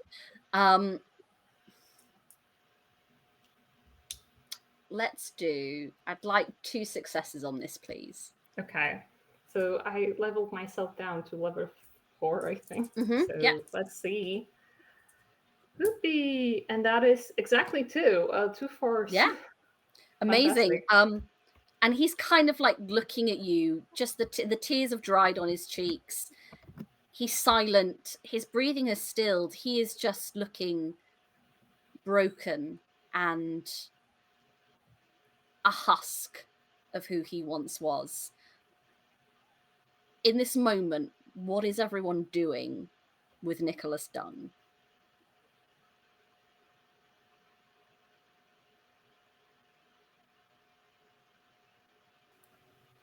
Penny is dancing the Macarena. I love it. I love it. Incredible. As if they did any part of it much at all. That could be you, didn't it? As this water elemental dances the Macarena in front of a man who has seen his whole life and like philosophy washed away, we cut out and we see this cliffside. Some months later, the wreckage of the house long gone. Where it once stood, now is a beautiful pond, natural, filled with algae and plant life and animals. And it is a place where people come and have picnics and tell stories and talk about the Cunning Folk who came and brought balance back to this quiet little collection of islands. And you all return to your native homes, bigger, stronger, more complete, and a hero amongst your kin. As for Nicholas Dung, he starts anew. He sees a different path. He speaks to the beast and knows that balance is essential in progress. And he takes a new leaf, quite literally. And where he takes from the earth, he also gives back. To take for progress and then replant. To build productively and in the name of the Cunning Folk. Congratulations, my little mischief makers. What a time. Thank you so much for bringing your creativity and just delightful madness to this. Thank you so much to EUphoria for hosting TTRPGirls this month. It has been amazing what you guys have been doing. Follow EUphoria on all the socials listed below. Subscribe, support on Patreon, join the Discord, come and join this incredible, vibrant community. At this point, as we wrap up, if anyone has any plugs they'd like to do, if you'd like to let people know where they can find you, please jump in now and tell us where they can do that.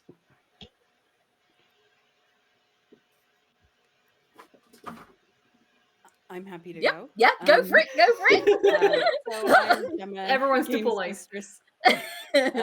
Games Mistress, that's Games Mistress with a Y because I am very, very gay.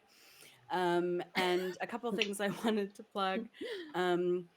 So I am currently doing a fundraising challenge for This Ends Now, which is a not-for-profit here in the UK that is working to end gender-based oppression through reframing the conversation around victim blaming. And I am currently fundraising by doing a 10 for 10, which is where I am writing 10 RPGs in 10 days. Wow. One a day. And so they're meant to be sort of like single session chaos, a lot like this. Today's was called Gulls Just Want to Have Fun, where you play as a flock of seagulls. A Scrabble of seagulls is what they're called. Trying to get French fries from unsuspecting humans in a seaside town that's not much unlike Brighton. And so just raising money, doing that for 10. And all of those games at the end of the 10 days will be free for anyone to download on itch.io. So wanted to plug that. You can get links to all of that on my socials.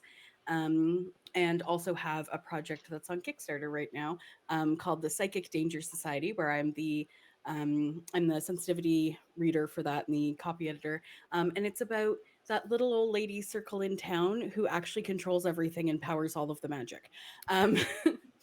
And so those are two things that I wanted to plug, but also like just generally like I'd love to hang out with more TTRPG folks and like follow and like chat and do those things. So more than anything, just like would love to hang out with folks. That's me. Amazing. Lovely. Okay. Anyone else? We're being too polite. Who's next? Someone jump in. Shout it out from Okay. the rooftops. Thank you so much for the game. This was fantastic. I'm Ines. You can find me on Blue Sky under Ines Visual. I am planning to be active on TikTok one day, so maybe under the same handle, I will be there multiplying multiple videos. Who sees? I want to make more storytelling videos, so they will land there if possible. Outside of actual plays, which I am also very happy to join. If anyone ever wants to have me there. I am a visual artist, heavily involved in tabletop gaming, etc. So if your project, your actual play needs an overlay, or your board game or your TTRPG needs, I am really good at putting things together visually. And so you can find me under inesvisual.com, my portfolio, if you want to ever collaborate on something and need an artist to either design graphics for it or draw something for you. Or if you want to just tell stories together, I am also available for that. I also have not a Kickstarter, but a backer kit project coming out. April 10th is launching a campaign for a graphic novel where Mother Nature takes revenge. So it seems very fitting to plug it here. It's a short graphic novel, post-apocalyptic tale about two Sapphic women traveling through after 10 years since Mother Nature took her revenge. We just have a little bit of a window of their psychological struggles with it as they try to travel through the greenery of Pacific Northwest is from what I remember.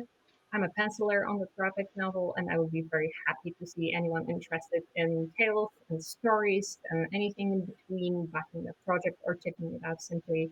You will definitely be able to find a link for my socials. Thank you again for the game. It was wonderful. Thank you very much. Lovely. Anyone else got anything else? I don't really have anything to plug, but Uh, I'm Penny Blake, and you can just find me on Blue Sky as Penny Blake. So just come say hi. And thank you Beautiful. everyone for such a wonderful game. And Tendai. And big thank you. I had so much fun. That was so chaotic in the best of ways. I don't think I've laughed that much in a long. That was hilarious. But thank you so much. It was great to play at such an amazing table. And my name is Tendai. You can find me at Geek Tea everywhere because I am lazy and it works. So nobody usually has that handle. But yeah, if you need a cultural sensitivity consultant or a sensitivity reader, please do reach out. If you would like to be on any of your actual plays, please reach out as well. And you can find me on every alternating Monday at the 8th Dungeon as Grace in The Saving Grace, which is like a gothic horror story, which is it is so stressful in the best ways. And on Tuesdays, you can find me at the Emerald Collective, where I play Lantana, a witch in the Shadow Dark system. So yeah, it's great to be here with you all, and thank you so much. Amazing, thank you. And yet finally, I'm Steph. I've been your storyteller this evening. You can find me under most socials as Little Goblin Girl. Yeah, you can usually find me over on Dragonborn Industries. We're there every Monday, 7 p.m. GMT for our Starfinder campaign, where I play TJ Squeakerson, a space business hamster. And every other Thursday on our Bloodpunk 5e setting, which is a gothic steampunk vampire, where I play an automaton named Marionette. Other than that, yeah, again, I'm always hanging around on the socials. Please feel free to jump into my DMs, come chat TTRPGs. You know, we want to make friends in this community, and again, what EUphoria is doing here is absolutely incredible. I run local games for women and femmes at my local game store, and I'm going to be doing a charity event in May raising money for West Cornwall Women's Aid, which is an amazing charity that supports survivors of domestic violence and abuse. They do incredible work, and so we're going to be using TTRPGs to raise funds for them. But yeah, again, thank you so much to you beautiful, wonderful players. Thank you so much to everyone who came in chat, and huge, big Cunning Folk thank you to Emily Graymore for writing this amazing system. You can go and find Emily at Emily Graymore across most things. They're an amazing AP performer as well as TTRPG writer. And we'll wrap it up there, and we're going to stay around for a little bit of a cool down, but thank you to everyone for watching. Good night. Thank you. Thank you. Thank you.